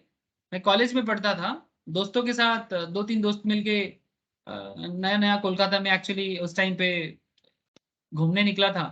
तो मैं सोचा कि चलो एस्प्लैनेड जाते हैं, धर्मतल्ला, ठीक है, famous shopping destination in Kolkata. तो मैं एस्प्लैनेड गया सर, धर्मतल्ला, जिसको हम लोग बंगाली में धर्मतला बोलते हैं सर। एस्प्लैनेड में ना बहुत अच्छा शॉपिंग डेस्टिनेशन है, वहां पर मैं बैग खरीदने गया था। तो बेसिकली उसमें जो कॉलेज बैग, स्कूल बैग्स होते हैं ना, तो काफी beautiful beautiful handsome handsome bags मिलता है, ठीक है, लड़कियों के लिए, लड़काओं के लिए, सभी के लिए मिलता है। तो मैंने सोचा मैंने भी एक ले लिया, तो मेरे एक फ्रेंड ने भी लिया। तो वो लोग दाम बोला था, स्टार्टिंग प्राइस बोला था 1500। फिर हम लोगों ने सोचा था भाई बहुत ज्यादा बताया, तो हम लोगों ने बड़ा स्मार्टली बोला दादा 800 700 देंगे, ठीक है, आधा कर दिया। फिर दुकानदार ने माना नहीं। फिर लास्ट में हम चले जा रहे थे तो बोला नहीं नहीं ठीक है, 100 रुपये ज्यादा दीजिए। तो हम बोले चलो 1500 का चीज 800 में दे रहा है, अच्छा दिया। क्या बोलते हो सर, डील अच्छा था ना? 1500 का चीज 800 में लिया, क्या लगता है आप लोगों को? 50% में मैंने बार्गेन किया था। जस्ट टेल मी, क्या लगता है कि मैंने सही चीज लिया था 800 से, या मेरे साथ না मैं, স্যার। हाँ, और দাম कम होना चाहिए था क्या? না, हाँ হ্যাঁ স্যার, 200 টাকা হলে ঠিক ছিল। 200 नॉय, 200 में थोड़ी ना कॉलेज बैग आता है। वो बेसिकली 400 से 450 का रेंज में आता। नेक्स्ट डे, और मेरा ही कुछ फ्रेंड्स अलग से गया था, वो लोग सेम बैग, थोड़ा कलर अलग, 450 में लेके आया। मैं बोला कि सच में? बोला चल फिर से दिलाते हैं। फिर से मैं गया, और सच में वो बार्गेन करके 400 450 में ही मेरे को बैग खरीद के दिया। तब मुझे पता चला कि मेरा मार्केट सेंस बहुत हाई क्लास है, ठीक है। तो सीरियसली मेरा बार्गेन पावर का मुझे नॉलेज आ गया था कि इसमें मेरे पास कुछ नहीं है। सो एक्चुअली ये और 50% में नीचे आता। लेकिन अब देखो सर, जिसका एक्चुअल प्राइस 450 का है, उसको मैं 800 में सोच के लेके आया, लेकिन this is not a mis representation point from the seller point of view, this is not a mis representation, this is my lack of knowledge कि एक बैग का क्या प्राइस होना चाहिए था, एक कॉलेज बैग का, मुझे उसका आइडिया नहीं, ठीक है। तो मेरा नॉलेज लैक, सेलर का यहाँ पर कोई प्रॉब्लम नहीं।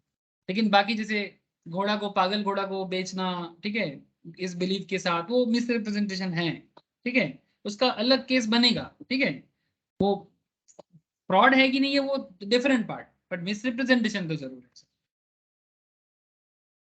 तो यहाँ पर sir coercion and undue influence का पूरा डिफरेंस दिया है, ठीक है। कोअर्शन क्या होता है, अनड्यू इन्फ्लुएंस ऑलरेडी डिस्कस कर चुके हैं। एक बार प्लीज कोअर्शन और अनड्यू इन्फ्लुएंस का डिफरेंस को गो थ्रू कीजिएगा, क्योंकि ऑलरेडी डिस्कस्ड है। जो ऑलरेडी पढ़ चुके हो दे मस्ट अंडरस्टैंड इजीली कि कोअर्शन और अनड्यू इन्फ्लुएंस में होता क्या है।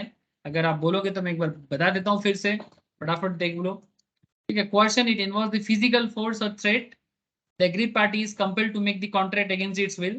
Undue influence, it involves moral और mental pressure, मतलब उसी वही आपको undue influence कर सकता है जिस पे आप, जो मतलब जिस पे आपका जोर चलता है, ठीक है, ठीक है। चाहत पे मगर कोई जोर नहीं, मतलब आपके चाहत पे अगर किसी का जोर है ना, वही आपको undue influence कर सकता है। आप क्या चाहते हो, आप क्या नहीं चाहते, अगर उस पर कोई आपको मैनिपुलेट करने का ताकत रखता है, only that person can undue influence you. ठीक है। Involvement of criminal actions, it involves committing और threatening to commit an act forbidden by Indian penal code. Coercion actually बाद में, पहले कॉन्ट्रैक्ट में गलत होता है, बाद में ये आईपीसी में चला जाता है। मतलब जब कोर्ट में केस जाता है ना, तो पहले कॉन्ट्रैक्ट देखता है कि क्या गड़बड़ हुआ था। जैसे रिसेंटली हमारे कोलकाता में बागुइयाटी में एक केस हुआ, आप लोगों को खबर है ना सर, बागुइयाटी कांड रिसेंट। तो लड़का का जो मर्डर हुआ है, मैं मर्डर से डराने का बात नहीं कर रहा हूँ सर, एक लड़का क्लास 10 में पढ़ता था, अभी भी 10th का बोर्ड एग्जाम मोस्ट प्रोबेबली नहीं दिया था। वो सुना है कि मैंने जितना पढ़ा मैं उसी से बता रहा हूँ। बागुइयाटी में वो जहां से वो गेम खेल के कुछ पैसा कलेक्ट किया था, गेम जीत के, मोबाइल गेमिंग जो होता है उसमें 50,000 जीत के उसने सोचा था एक बाइक खरीदना है, और उसने किसी को बाइक का 1 लाख का, एक बाइक का सेकेंड हैंड कोई दामी बाइक था उसका 1 लाख जमा किया था, 1 लाख में से 50,000 दिया था। लेकिन जिसको दिया था उसने ये 50,000 लेने के बाद भी बाइक देने के लिए रेडी नहीं था। मैं पूरा केस नहीं जानता, बट मैं आपको बेसिक केस बता रहा हूँ। जितना खबर मिल रहा है कि जिसने मर्डर किया उस लड़के को और उसका दोस्त को, उसके फ्रेंड को भी मार दिया, कि वो लोग 50,000 वापस लेने के लिए गया था, तो 50,000 दिया नहीं, उल्टा मार दिया और उस दोस्त को भी मार दिया। ऐसा अभी तक का खबर है, मुझे अभी तक डिटेल्स केस का और मैंने खबर देखा नहीं या फिर खबर लिया नहीं, बट व्हाटएवर, इस केस में पहले तो कॉन्ट्रैक्ट हुआ था, बाइक का डील का कॉन्ट्रैक्ट, उसमें कोई प्रॉब्लम नहीं था, तो कॉन्ट्रैक्ट में कोई प्रॉब्लम नहीं था। लेकिन अगर इसमें कोई किसी को थ्रेट दे रहा है, कोई किसी को मारने का धमकी दिया और बाद में मार भी दिया, अब तो पेनल कोड में आ गया। लेकिन स्टार्टिंग तो कॉन्ट्रैक्ट से हुआ था, एक बेसिक बिजनेस डील, 1 लाख का बाइक लेना था, 50,000 एडवांस किया था, और 50,000 बाइक जिस दिन देगा उस दिन देगा, ऐसा बात था। लेकिन जिसने 50,000 का वादा मतलब 1 लाख का बाइक देने का वादा किया था जिस लड़का ने, उसने 50,000 जो एडवांस दिया था वो भी वापस नहीं किया, उल्टा दोनों फ्रेंड को मार दिया। अब पुलिस का कहना है, सीआईडी का कहना है, कोलकाता पुलिस या सीआईडी का, कि सिर्फ 50,000 के लिए कोई किसी को कैसे मार सकता है। And that's a story, that's a truth. Yes, मुझे भी लगता है या तो कोई अनसाउंड होगा तभी 50,000 के लिए मर्डर करके अपना जिंदगी को ऐसे बर्बाद करेगा, या फिर उनके बीच में कोई और भी कॉन्सेप्ट है जो स्टोरी अभी भी बाहर आया है, या तो मुझे नहीं पता, बट मैं उस स्टोरी में जाना भी नहीं चाहता। ठीक है अभी, लेकिन आपको बस इतना बताना चाहता हूँ कि ये क्रिमिनल केस में आ जाता है।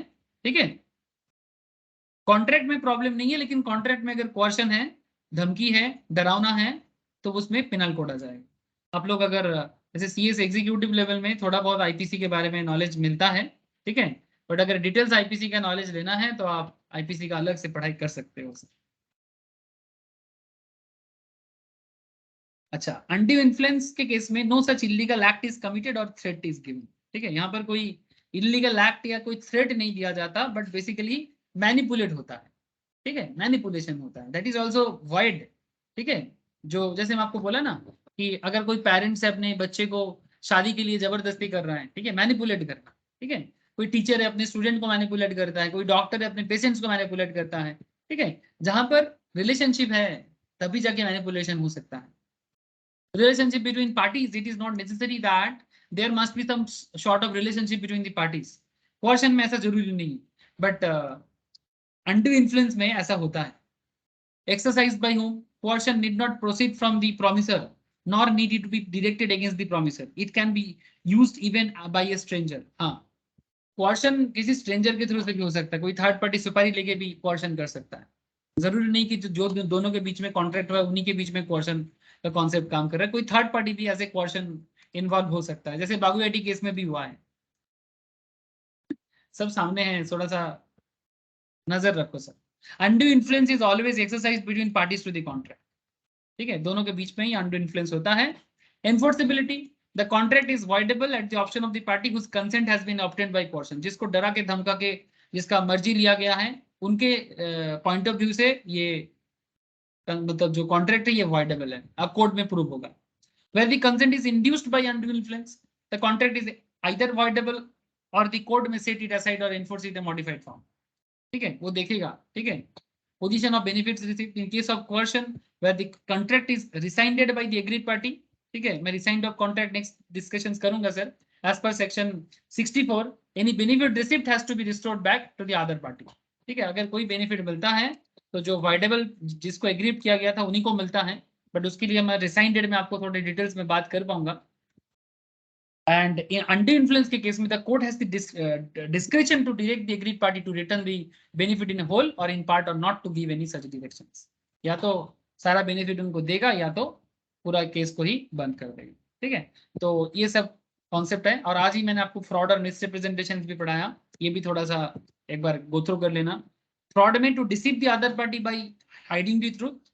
Misrepresentation there is no such intention to deceive the other party. Misrepresentation मतलब मिसरिप्रेजेंटेशन हो गया, इसमें कोई किसी को धोखा देने का इच्छा नहीं था।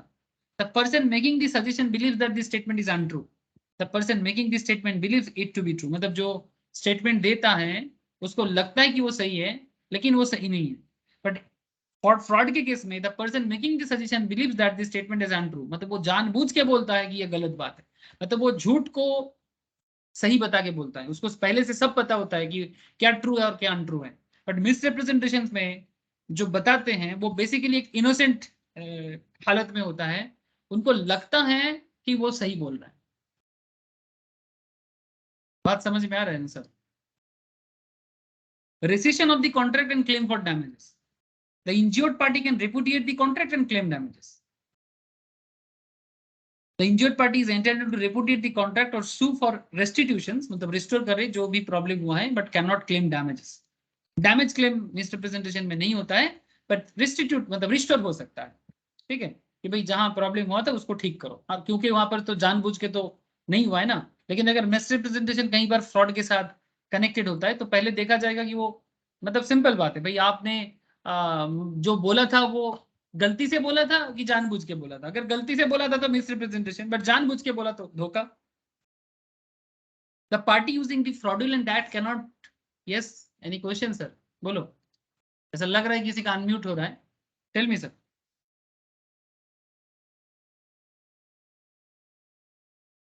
Okay. The party can always, the party using the fraudulent act cannot secure or protect himself by saying that the injured party had means to discover the truth. Party can always plead that the injured party had the means to discover the truth. ठीक है, मतलब इस case में the party using the fraudulent act, जो fraudulent act कर रहा है, cannot secure or protect himself, तो अपने आप को secure or protect नहीं कर सकता। बस इतना कहे कि the injured party had means to discover the truth, ऐसा नहीं, ठीक है। But misrepresentation, the parties can always plead that the injured party had the means to discover the truth. मतलब यहाँ पर जो actually मिसरिप्रेजेंटेशन जिसके कारण हुआ है वो अपने आप को सिक्योर करने का कोशिश कर सकता है, बिकॉज उनसे जानबूझ के नहीं हुआ है, गलती से हो गया, ठीक है। तो ये कॉन्सेप्ट है। और legal effects of agreement without free consent में क्या होता है, सेक्शन 19 एक बार गो थ्रू करना, ठीक है। नेक्स्ट क्लास में मैं इसका बाकी पार्ट का जो कॉन्सेप्ट है इसको एक बार बता दूंगा, और मिस्टेक के बारे में थोड़ा डिटेल्स बात करनी, सर अगर मिस्टेक में कुछ हो जाता है तो उसके साथ क्या करना चाहिए, ठीक है। मिस्टेक हो जाएगा तो ये 4 टॉपिक कवर हो जाएगा, और उसके बाद हम लोग नेक्स्ट टॉपिक में बात करेंगे। Next topic basically breach of performance of contract, जिसमें ब्रीच, ठीक है, joint promisor, time place and performance, ठीक है, different discharge of contract, rescind of contract, impossible contract, ठीक है। काफी इंटरेस्टिंग डिस्कशन है सर, ये भी बहुत जरूरी होता है बिजनेस डील के लिए, ठीक है सर। आई होप कि आप लोगों को आज का क्लास क्लियरली समझ में आया। कोई डाउट हो तो पूछो, और जिन लोगों का भी बेसिक्स मिस है एक बार मेरे से कॉन्ट्रैक्ट का क्लास लेके स्टार्टिंग लेक्चर से एक बार गो थ्रू कर लो सर, ठीक है। बस इतना ही कहूँगा, बाकी आज इतना ही है। गुड नाइट, नेक्स्ट क्लास में बात करेंगे। Okay sir, thank you sir. Good night. Bye sir, good night. Thank you, sir. Thank you sir. Okay sir, bye.